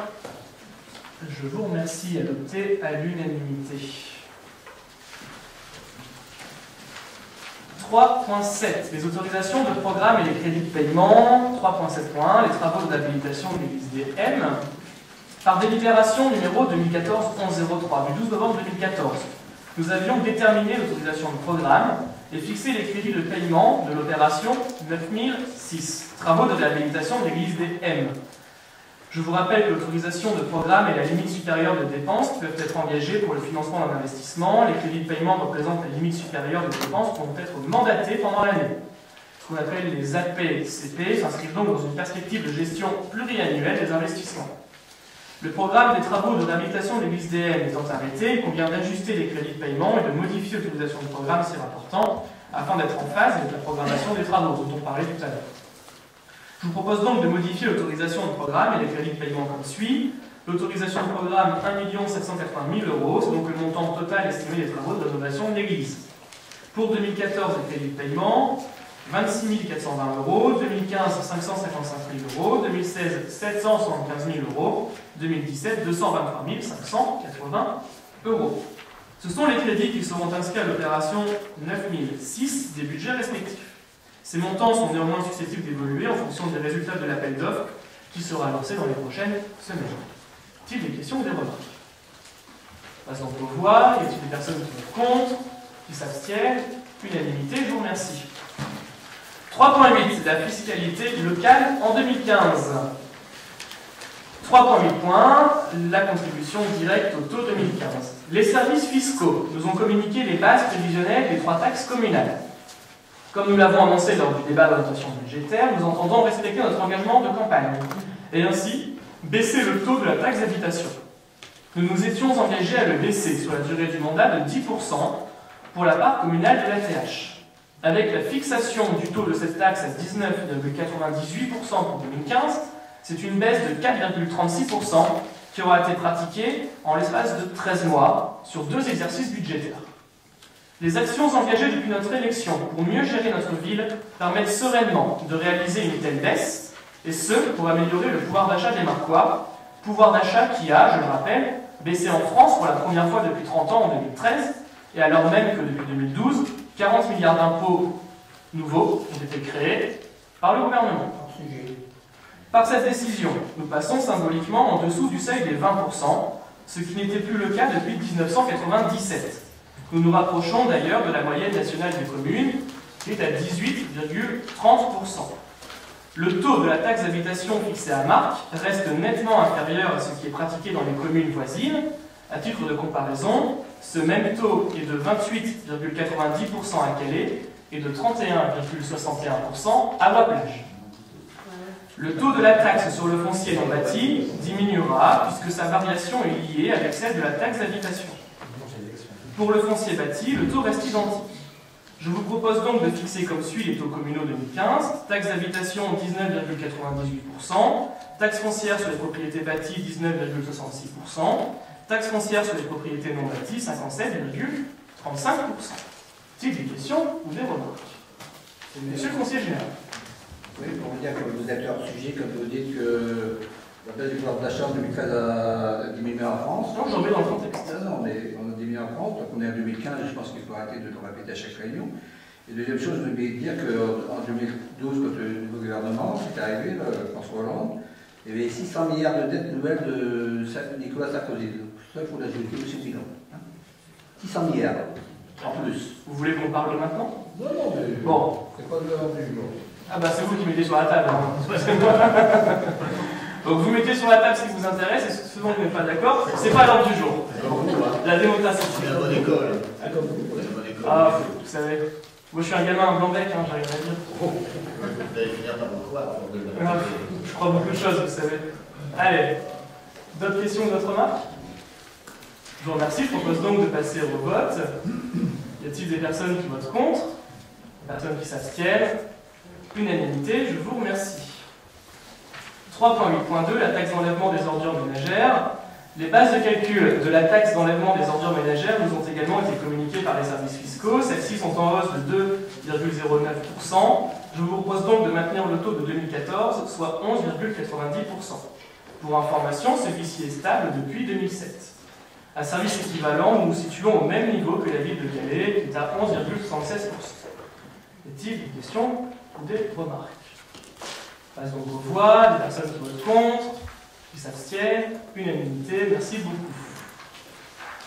3.9, demande de garantie d'emprunt, SA Villogia, 48 logements collectifs avenue François Mitterrand. La SA Villogia, dont le siège social est à Villeneuve-Lascq, a sollicité la commune en vue d'obtenir la garantie communale pour 4 emprunts souscrits auprès de la Caisse des dépôts et consignations d'un montant total de 4 534 181 €, destiné à financer l'acquisition en VFA de 48 logements collectifs avenue François Mitterrand, ce qu'on appelle vulgairement AMAP, le programme PM300. Les caractéristiques de chacun des prêts consentis par la Caisse des dépôts et consignations sont mentionnées dans le projet de délibération. En application des dispositions des articles L2252 et L2252-5 du Code général de collectivité territoriale, les communes peuvent accorder leur caution à des personnes de droit public ou privé pour faciliter la réalisation des opérations d'intérêt public. Le fait de bénéficier d'une garantie d'emprunt facilite l'accès au crédit des bénéficiaires de la garantie ou leur permet de bénéficier des taux moindres. La réglementation encadre de manière très stricte les garanties que peuvent apporter les collectivités ou EPCI. 3 règles prudentielles ont été édictées par le texte réglementaire. L'annuité des emprunts garantis, c'est que les emprunts communaux ne peuvent excéder 50% des recettes réelles de fonctionnement. Le total des annuités garanties pour un même bénéficiaire ne doit pas être supérieur au montant total susceptible d'être garanti. Un emprunt ne peut être garanti à plus de 50% par une ou plusieurs collectivités. Celle-ci ne s'applique cependant pas aux opérations en lien avec le logement social. Dans la mesure où la Caisse des dépôts et consignations est le premier financeur du logement social locatif et qu'il y a très peu de risques à accorder sa garantie à un bailleur social, en particulier à Villogia, qui dispose d'un patrimoine immobilier particulièrement important, je vous propose de vous prononcer en faveur de cette demande de garantie d'emprunt. Des questions ou des remarques? C'est tout ça pour ça, simplement. Ok. Passe aux voix. Qui est contre? Qui s'abstient? Merci beaucoup. Unanimité. 3.10, demande de subvention, réalisation d'un terrain multisport, ce qu'on appelle un city-park. Dans le programme des investissements 2015 est envisagée la réalisation d'un terrain multisport au fort vert. L'estimation est de l'ordre de 70 000 € hors taxe. La réalisation de cet équipement est susceptible d'être financée et aidée par les partenaires institutionnels, l'État, le Conseil régional, le Conseil général, ou les partenaires sportifs, la Fédération française de football, ou alors la Caisse d'allocation familiale. Je vous propose de solliciter les aides financières susceptibles d'être attribuées pour la réalisation de ce terrain multisport. Est-il des questions ou des remarques? Passe aux voix, qui est contre, qui s'abstient, unanimité, je vous remercie. 3.11, demande de subvention pour la réalisation d'un parcours de santé d'un plateau de fitness. Dans le programme des investissements 2015 est envisagée la réalisation d'un réseau de circuits de fitness, running et randonnée autour de la salle de sport des Drigades et de la ferme des Aiglettes. L'objectif est d'offrir aux Marcois 4 sentiers balisés de 2, 3, 5 et 12 km, considérant que les aménagements, le balisage et le mobilier nécessaires à la complétion de cet investissement sont susceptibles d'être aidés financièrement par les partenaires institutionnels, l'État, le Conseil régional avec notamment le contrat rayonnement touristique établi avec le SIMPAC et le Conseil général. Je vous demande l'autorisation de solliciter des aides financières pour la réalisation de cet équipement. Y a-t-il des questions ou des remarques? On se vote. Qui est contre? Qui s'abstient? Unanimité. Merci beaucoup. 3.12. Demande de subvention. La Caisse d'allocation familiale, l'acquisition du matériel et des équipements pour les activités liées à la jeunesse. Dans le programme des investissements 2015 est envisagée l'acquisition du matériel et des équipements nécessaires aux activités à destination de la jeunesse. ALSH, temps d'activité et périscolaire. Considérant que la Caisse d'allocation familiale est susceptible de financer ces acquisitions, je vous propose de solliciter auprès de la CAF du Pas-de-Calais les subventions d'investissement concernant les activités liées à la jeunesse et à signer les conventions afférentes. Question des remarques? Passe aux voix. Qui est contre? Qui s'abstient? Unanimité. Merci. 3.13. Demande de subvention de la Caisse d'allocation familiale, extension du multi-accueil et création d'un jardin d'enfants. Dans le programme des investissements 2015, sont envisagés des aménagements à la maison de la petite enfance en vue de l'extension de la capacité d'accueil du multi-accueil et la création d'un jardin d'enfants. Des crédits ont été budgétés afin d'engager la programmation. On pense par exemple à la création d'une petite piscine pour ces enfants. Considérant que ces aménagements sont susceptibles d'être financés et financièrement aidés par les partenaires institutionnels, l'État, le Conseil général et la Caisse des allocations familiales, je vous propose de solliciter les aides financières susceptibles d'être attribuées pour cette extension de la maison de la petite enfance et la création d'un jardin d'enfants. Petite question numéro 2. Oui, monsieur Boucher. Monsieur le maire, autant je suis très favorable à l'extension de la maison de la petite enfance, parce que je pense qu'il y a un besoin au niveau de la capacité d'accueil, autant je suis défavorable à la création d'un jardin d'enfants. Je me suis permis de lister les avantages du dispositif et les inconvénients du dispositif jardin d'enfants.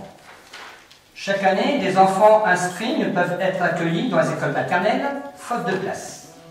Problème de la carte scolaire. Jardin d'enfants, c'est intéressant. On s'aperçoit qu'il y a une lassitude des enfants fréquentant la maison de la petite enfance après plusieurs années. Là, c'est bien aussi que les enfants puissent partir de la NPE au jardin d'enfants. Mais, contre le dispositif, il y a beaucoup d'inconvénients. Encore un transfert de charge, un transfert de compétences. La commune va devoir donc se procurer du personnel pour encadrer donc ses enfants, donc hausse de masse salariale. Je pense que l'accueil des 3 ans, de moins de 3 ans, soit menacé par le service de l'inspection académique. Je pense qu'il y aura une suppression de classe ou éventuellement pas d'ouverture de classe par le service de l'État. Je pense que les emplois sont menacés au niveau des institutrices ou des écoles, plus particulièrement en section maternelle. Et aussi l'inconvénient, c'est la concurrence vis-à-vis des nourrices agréées de NAC qui risquent de perdre des enfants avec la conjugaison des deux décisions, à savoir l'augmentation de la capacité d'accueil de la NPE et la mise en place d'un jardin d'enfants. Et aussi le problème de la participation financière. L'école est gratuite. D'un côté, est-ce que vous allez faire payer les enfants pour être accueillis au jardin d'enfants? Jardin d'enfants payant et par rapport à quoi? Par rapport à la nourrice payante. Donc, il y a pas d'inconvénients. Je pense qu'il faudrait faire dans un premier temps l'extension de la petite enfance en capacité d'accueil et attendre et voir les répercussions pour le jardin d'enfants. Merci Monsieur Bouchel. Alors, je te donne la parole tout de suite, Sabrina, juste pour vous rappeler quelque chose. Je partage votre point de vue, hein, c'est-à-dire qu'on a une question sur l'accueil des moins de 3 ans dans les classes maternelles. Simplement, il s'avère que vous le savez, vous étiez en charge des affaires scolaires, on ne peut pas accueillir tous les moins de 3 ans, c'est même plutôt rare qu'on puisse les accueillir. Ça dépend les années. Ça dépend les années, ça dépend les ouvertures, fermetures de classe. Il y avait une question sur ça, donc je pourrais répondre à la question que vous m'aviez envoyée. Je vous rassure, a priori, il n'y aura pas de changement. Voilà, si vous voulez, il y a certes un transfert de charge. Il faut être très compétent, très clair et très précis sur ça. Mais, une fois de plus, qu'est-ce qu'on fait? Est-ce qu'on constate qu'il y a un transfert de charge? Moi, j'entends les gens qui me disent « Ah, il y a un transfert de charge de la part de l'État sur les collectivités territoriales. » Mais une fois qu'on a constaté et dit ça, qu'est-ce qu'on fait? Est-ce qu'on dit « Non, on ne fait pas parce que c'est un transfert de charge et on laisse la population avec moins de solutions que ce qui aurait pu être proposé si on avait pris en compte, et on vous l'a dit, ça nous rentre parfaitement dans notre budget, tout est parfaitement budgétisé, ça ne met en aucun cas en danger. » Ou alors, on dit, ben, on le fait, parce que c'est un service qu'on rend à la population, et le rôle d'une collectivité territoriale, c'est de rendre du service à la population. Ce qu'il faut, c'est que les gens ils voient là où partent leurs impôts. Je suis désolé, aujourd'hui, le nombre de places qu'on a au niveau de la crèche et l'absence de jardin d'enfants pour une commune de 10 500, voire 11 000 habitants selon les personnes, selon les fichiers, ça commence à poser un problème de ne pas avoir ces espaces. Surtout que ce sont des espaces qui resteront en nombre limité et qui donc ne rentreront pas en concurrence avec le RAM ou avec d'autres choses qui existent. On parle de 10 places. Hein.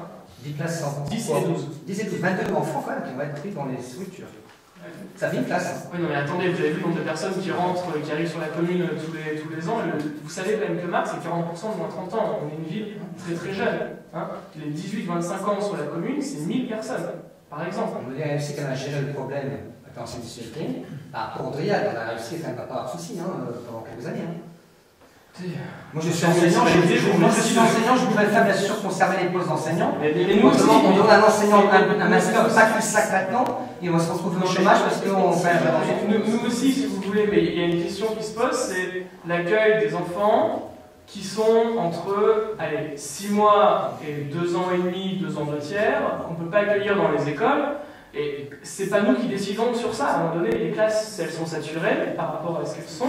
Vous savez très bien que l'éducation nationale n'ouvre pas pour les moins de 3. Donc voilà, il y a une décision à prendre. Nous, on fait cette proposition, et je pense que Sabrina a quelque chose à rajouter.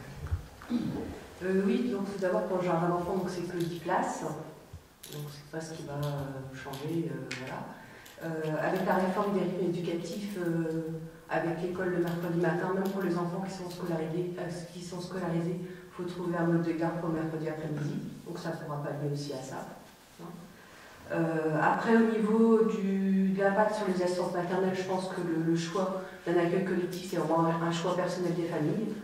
Donc je pense qu'il n'y aura pas d'impact au niveau des assistances maternelles.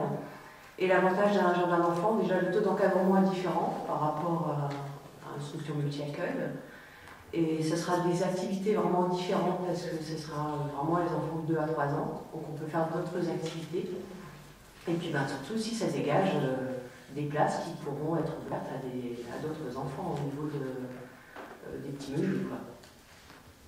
Ça permet de désengorger, parce qu'il y a une liste d'attente quand même au niveau de la maison des petits enfants. Donc il y a une forte demande. Et ça a été vraiment bien représenté dans les questionnaires qui ont été envoyés aux familles. C'est une demande, c'est pour répondre à un besoin des familles. Merci Sabrina. Oui, c'est vrai, c'est sûr, pour compléter, on avait envoyé en fin d'année dernière, de mémoire, un questionnaire à l'ensemble des familles utilisant les structures, et il y avait eu un manque clair qui avait été identifié. Il fallait augmenter le nombre de places, donc on fait des dispositifs complémentaires afin de pouvoir un peu fluidifier les accueils des jeunes enfants pour ne pas laisser des familles qui malheureusement aujourd'hui peuvent être sans solution. C'est-à-dire que si on a des familles qui sont sans grands-parents, à disposition immédiate, là ça pose un problème parce que les autres services sont saturés, il faut dire la vérité. Donc qu'est-ce que c'est le poste d'enseignant, bien sûr. Oui, mais ça ne nous concerne pas malheureusement, monsieur le chef. Oui, mais ça ne rentre pas en concurrence. Vraiment, on a de plus en plus de personnes qui ont des jeunes enfants.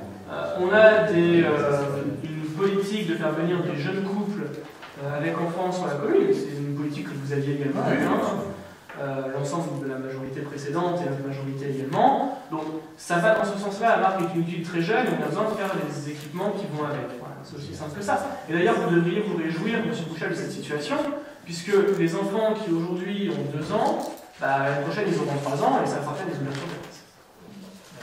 Et c'est surtout important d'éviter que les familles qui ont un réel besoin de garde de leurs enfants ne prennent l'habitude d'aller dans les villes voisines. Une famille, une maman qui a besoin de reprendre le travail et qui a un bébé à garder, si on ne peut pas l'accueillir ou en crèche ou en jardin d'enfants, il est bien évident qu'elle va partir sur Paris. Waouh! Elle est dans le TGV. Sur Calais, et qu'après, une fois que les enfants ont eu des habitudes de vie dans la ville voisine, c'est compliqué de les faire revenir chez nous. Oui, ça me semble rajouter. De toute façon, c'est vrai que quand tout le monde a créé les garderies le matin et le soir pour justement garder les enfants dans la commune, parce que les parents qui parlaient à Calais, mais je ne connais pas si on était à Calais en même temps, il faut dire qu'on avait une levée de bouclier aussi des nounous, parce qu'ils avaient peur de leur prendre leur pain, pour dire, vous voyez qu'actuellement, tout le monde a sa place, que ce soit petit meunier, que ce soit les nounous, que ce soit le jardin d'éveil, parce que c'est vrai que les gosses ils sont moins pris à partir de 2 ans, parce que c'est comme ça, mais c'est tout. Est-ce que c'est raisonnable d'abord de mettre 2 ans? C'est pas toujours évident. Donc je pense que jardin d'éveil, c'est une bonne solution intermédiaire. Merci beaucoup. Y a-t-il d'autres réflexions ou remarques? Pas encore au vote. Qui vote contre? Qui s'abstient? Monsieur Bouchel s'abstient. Je vous remercie. 3.14. Subvention exceptionnelle à l'école des M de Marne. C'est la libération qu'on a rajoutée en début de ce conseil. L'école DM de Marc organise une classe découverte pour 18 élèves de la classe grande section pour préparatoire du 16 au 20 mars 2015 qui se déroule au centre L'Aurore à Saint-Malo. Il s'agit d'une classe patrimoine sur le thème de pirates et corsaires, ayant pour finalité d'améliorer les compétences langagières et culturelles des enfants au service de la réussite scolaire par le biais de l'écriture d'un conte et la réalisation d'une exposition. Madame Decroix a sollicité divers organismes afin d'obtenir des aides financières. Cap Calaisie n'a pas donné de réponse. Pour la CAF, c'était impossible car la classe découverte est organisée sur le temps scolaire. Pour l'académie, il n'y avait pas d'aide disponible. Et la coopérative scolaire de l'école, l'association M Loisirs, le comité des parents d'élèves et les parents des élèves concernés, eux participent. Devant les divers refus d'aide, la somme à verser par les familles restant élevée, je souhaite que le montant de la subvention s'élève à 1 900 € afin que cette action reste accessible aux petits élèves DM et à leurs familles. À ce jour, et après le versement de la subvention communale à la coopérative scolaire de l'école, la participation financière des familles sera de 168 €. L'école DM les ayant sollicité, nous sommes prêts et ouverts, bien évidemment, à toute demande éventuelle faite par d'autres écoles de la commune afin d'examen du projet proposé. Y a-t-il des questions ou des remarques sur ce point? Je passe donc au vote. Et les personnes qui votent contre, qui s'abstiennent, je vous remercie. On a fini avec les finances. On passe à l'urbanisme. Point 4. 4 points. Déclassement en désaffectation d'une emprise du domaine public communal à l'allée des Églantiers. Je vous informe qu'une partie du domaine public située entre les numéros 255 et 297 de l'allée des Églantiers est occupée sans autorisation par les deux propriétés voisines depuis de très nombreuses années. Cette situation a été découverte récemment suite au changement de propriétaire l'été dernier. Dans la mesure où le domaine public est inaliénable et imprescriptible, cette situation ne peut perdurer. Et il convient de trouver une solution pour régulariser cette situation. En accord avec le nouveau propriétaire qui souhaite pouvoir continuer à jouir de ce terrain, la cession, voire la location du terrain en question, soit un total d'environ 280 m² est privilégiée. Aussi, en application du Code général de la propriété des personnes publiques, convient-il préalablement de constater que cette partie de terrain n'est plus affectée au public, de procéder à son déclassement, puis de l'intégrer dans le domaine privé de la commune. C'est une question ou des remarques? Passe au vote. Qui vote contre? Qui s'abstient? Unanimité, je vous remercie. 4.2. Déclassement et désaffectation d'une partie d'un fossé rue du 28 septembre. Je vous informe que dans le cadre de la vente d'une maison située rue du 28 septembre, j'ai été sollicité par le notaire chargé de ce dossier pour céder à un riverain voisin une partie d'un fossé qui sépare son terrain afin de lui permettre d'agrandir sa propriété. Dans la mesure où ce fossé n'est plus utilisé, je vous propose de donner suite à cette demande. Aussi, convient-il préalablement à toute cession de constater que ce fossé n'est plus affecté à l'usage du public et de procéder au déclassement de la partie du fossé concerné, soit environ 80 m², puis de l'intégrer dans le domaine privé de la commune. Des questions ou des remarques? Passe au vote. Qui vote contre? Qui s'abstient? Unanimité, je vous remercie.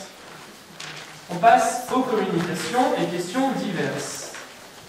Tout d'abord, une communication concernant les écoles.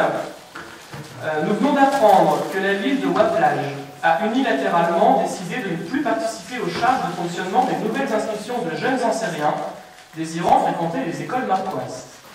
Pour rappel, la participation de la ville par élève s'élève à 46 € par an, soit pour l'année 2014-2015, et les 37 élèves de Waplage fréquentant les écoles de Marc, 1 700 € donnés par la commune de Waplage à la ville de Marc. Ne voulant pas faire de l'éducation publique des enfants un enjeu politique, j'ai donné consigne au service de la ville de continuer à accueillir les élèves ancériens dans les écoles marquoises, même si la ville de Waplage a décidé de ne plus financer, peut-être de faire des économies sur leur dos.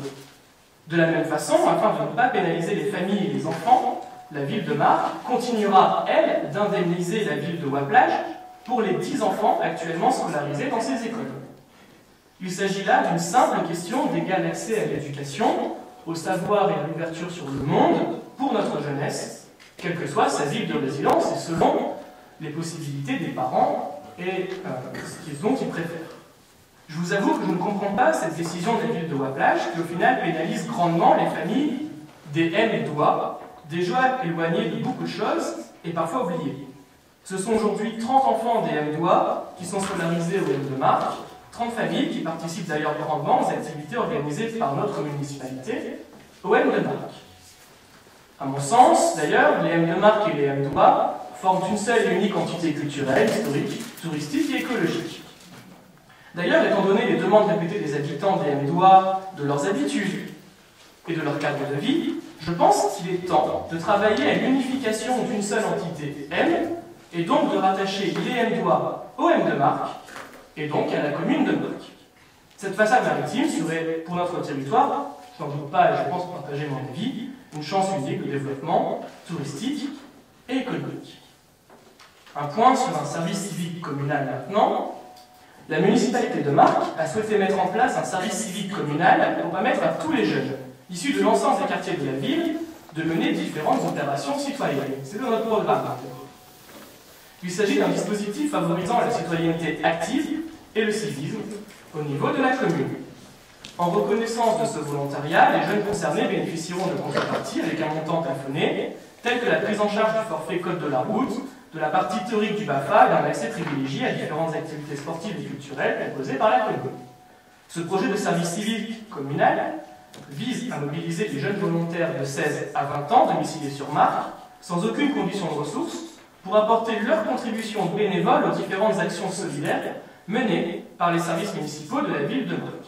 Les jeunes devront assurer un service volontaire de 70 heures sur une période de 4 mois, comprenant 60 heures qui seront consacrées à des missions organisées par le CCAS, l'aide aux personnes âgées, les rencontres intergénérationnelles par exemple, le nettoyage des plages, l'entretien des espaces verts de la ville sur des thématiques écologiques ou des actions au sein de la ferme des Exacts.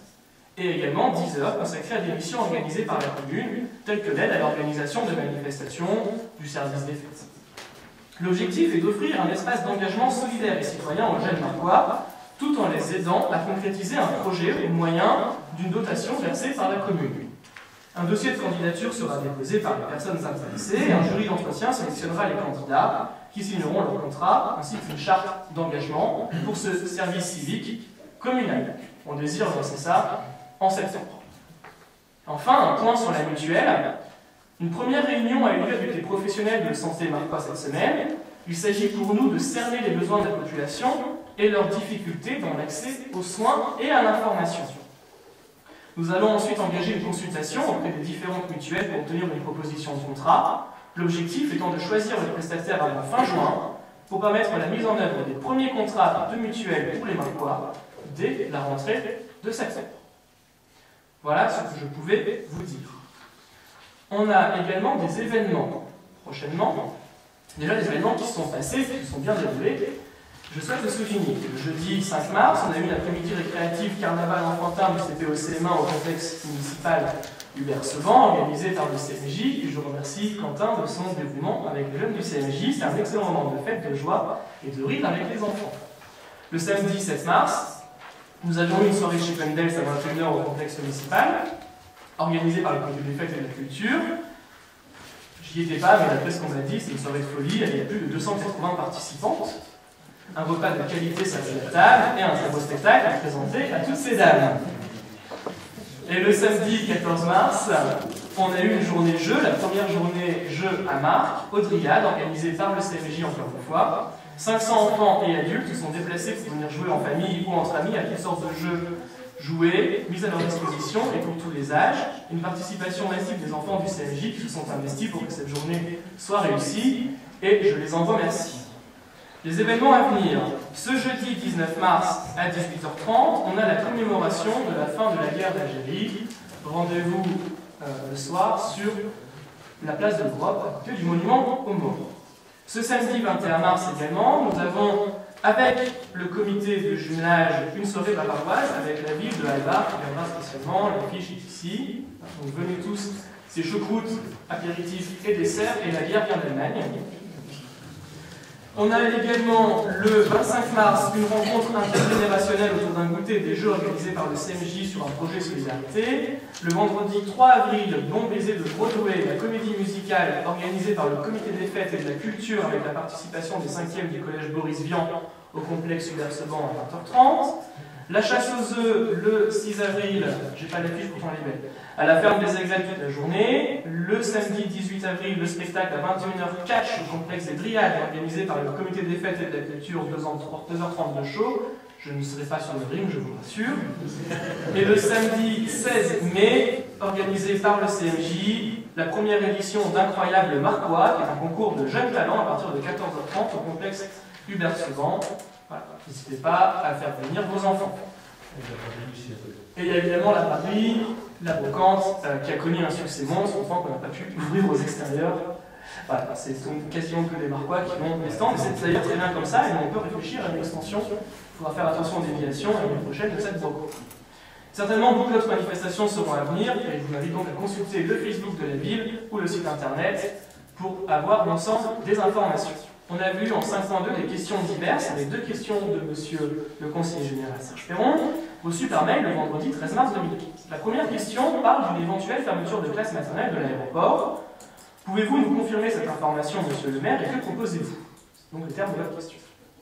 Alors, pour la rentrée scolaire 2015-2016 à la maternelle de l'aéroport, telle que nous le savons aujourd'hui, l'effectif scolaire réel au 17 mars 2015, c'est-à-dire aujourd'hui, est de 144 élèves pour 5 classes avec une moyenne de 28,8.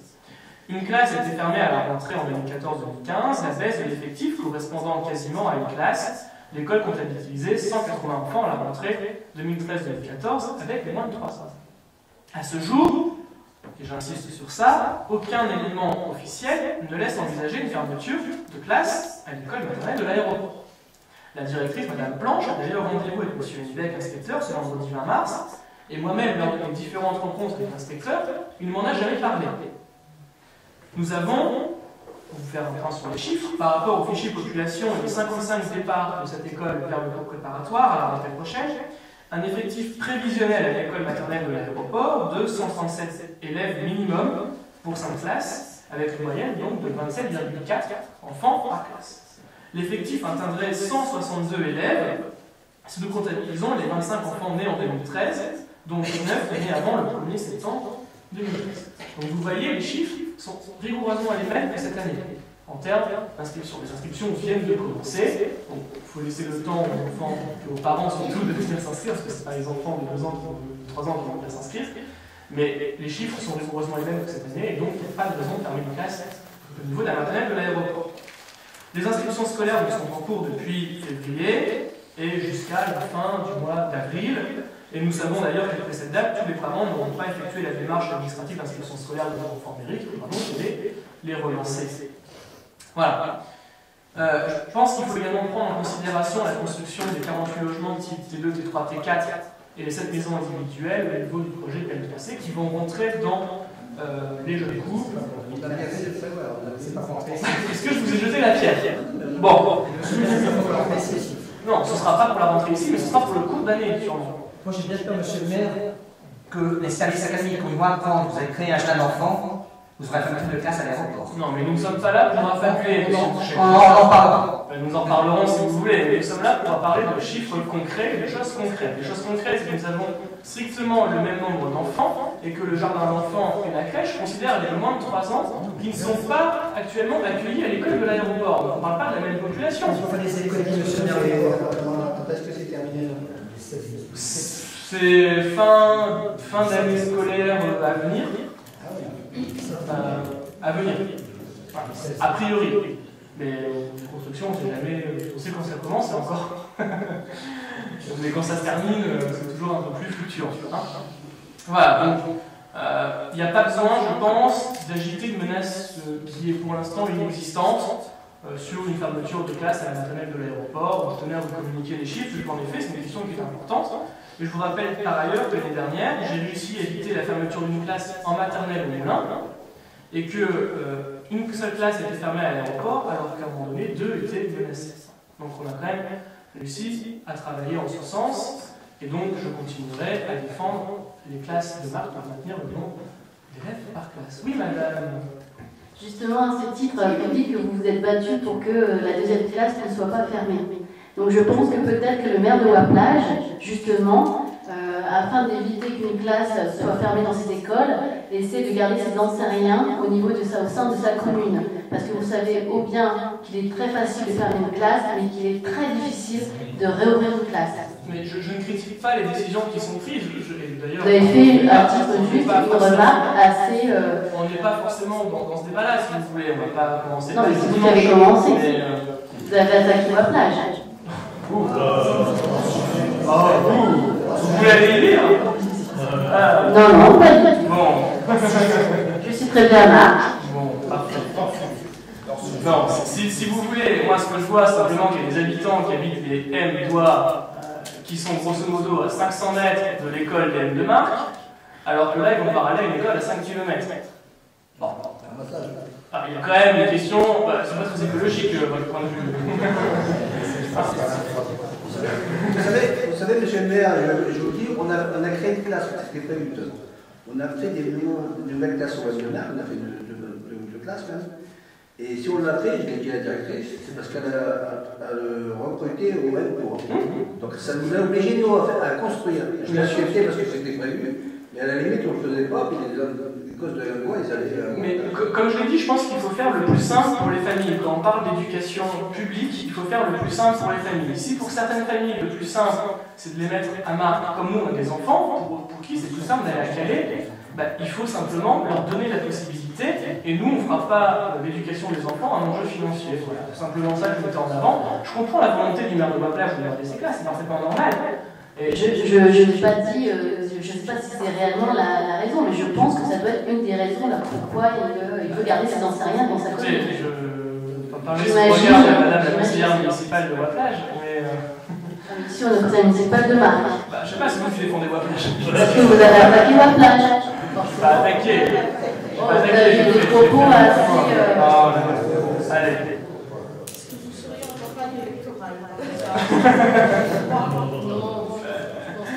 Bon. D'ailleurs, oui, je voulais dire que dans les événements à venir, on va les dimanches. Donc n'oubliez pas que le bureau de vote de la mairie a été déménagé, la motorisation, qui se trouve donc au foyer des personnes âgées. Voilà. Il y avait une deuxième question de monsieur le conseiller général Serge Ferron sur la CTP. Les élus titulaires ont été désignés par le conseil municipal pour siéger au CTP. Certains ont été convoqués à la première réunion en qualité de membres suppléants. Pourquoi? Par arrêté municipal en date du 10 juin 2014, j'ai désigné 3 élus titulaires et 3 élus suppléants au comité technique, et ce dans l'attente de l'installation du nouveau comité qui devait être recomposé dès les élections professionnelles du 4 décembre 2014. Monsieur Delgrève, Madame Branly, conseiller de l'opposition, étaient désignés représentants suppléants dans cet arrêté. Dans le même temps, nous avions délibéré en mai 2014 pour porter le nombre de représentants OCT à 5 au lieu de 3. Lors de nos échanges sur ce sujet, il avait été évoqué le nom de 5 élus intéressés pour y participer. Après les élections du 4 décembre 2014, ayant permis de désigner les représentants du personnel, j'ai à nouveau pris un arrêté pour désigner les représentants élus, cette fois 5 titulaires et 5 suppléants. Monsieur Delgrève et Madame Branly étaient de nouveau désignés représentants suppléants. Lors de la première réunion de la mise en place du CT, il a été souhaité par les présents que les suppléants n'interviendraient que pour remplacer un titulaire absent. Il me paraît cependant logique, comme je l'ai proposé dans mon programme électoral, que l'opposition puisse être représentée dans cette instance paritaire, et ce de façon permanente.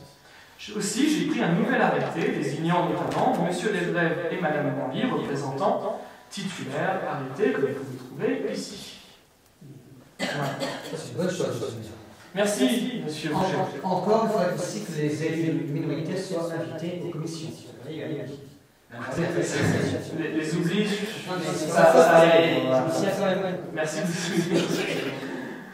Mais promis, je vérifierai chaque enveloppe qui part par les convocations. Non, mais je vais parler. On est vraiment sur du mot, mais je suis d'accord avec vous.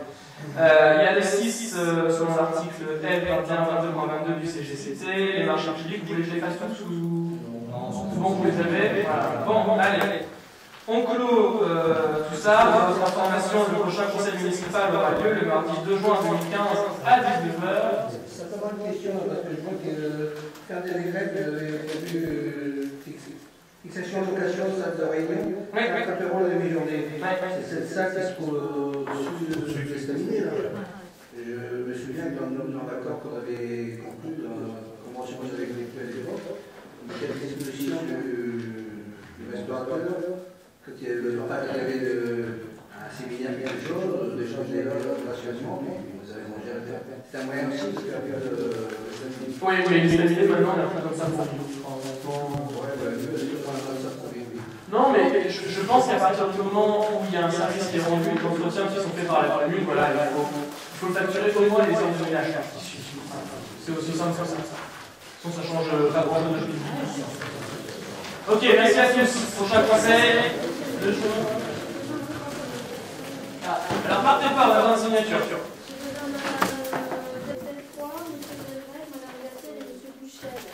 Merci, par exemple. Merci à tous, bonne soirée.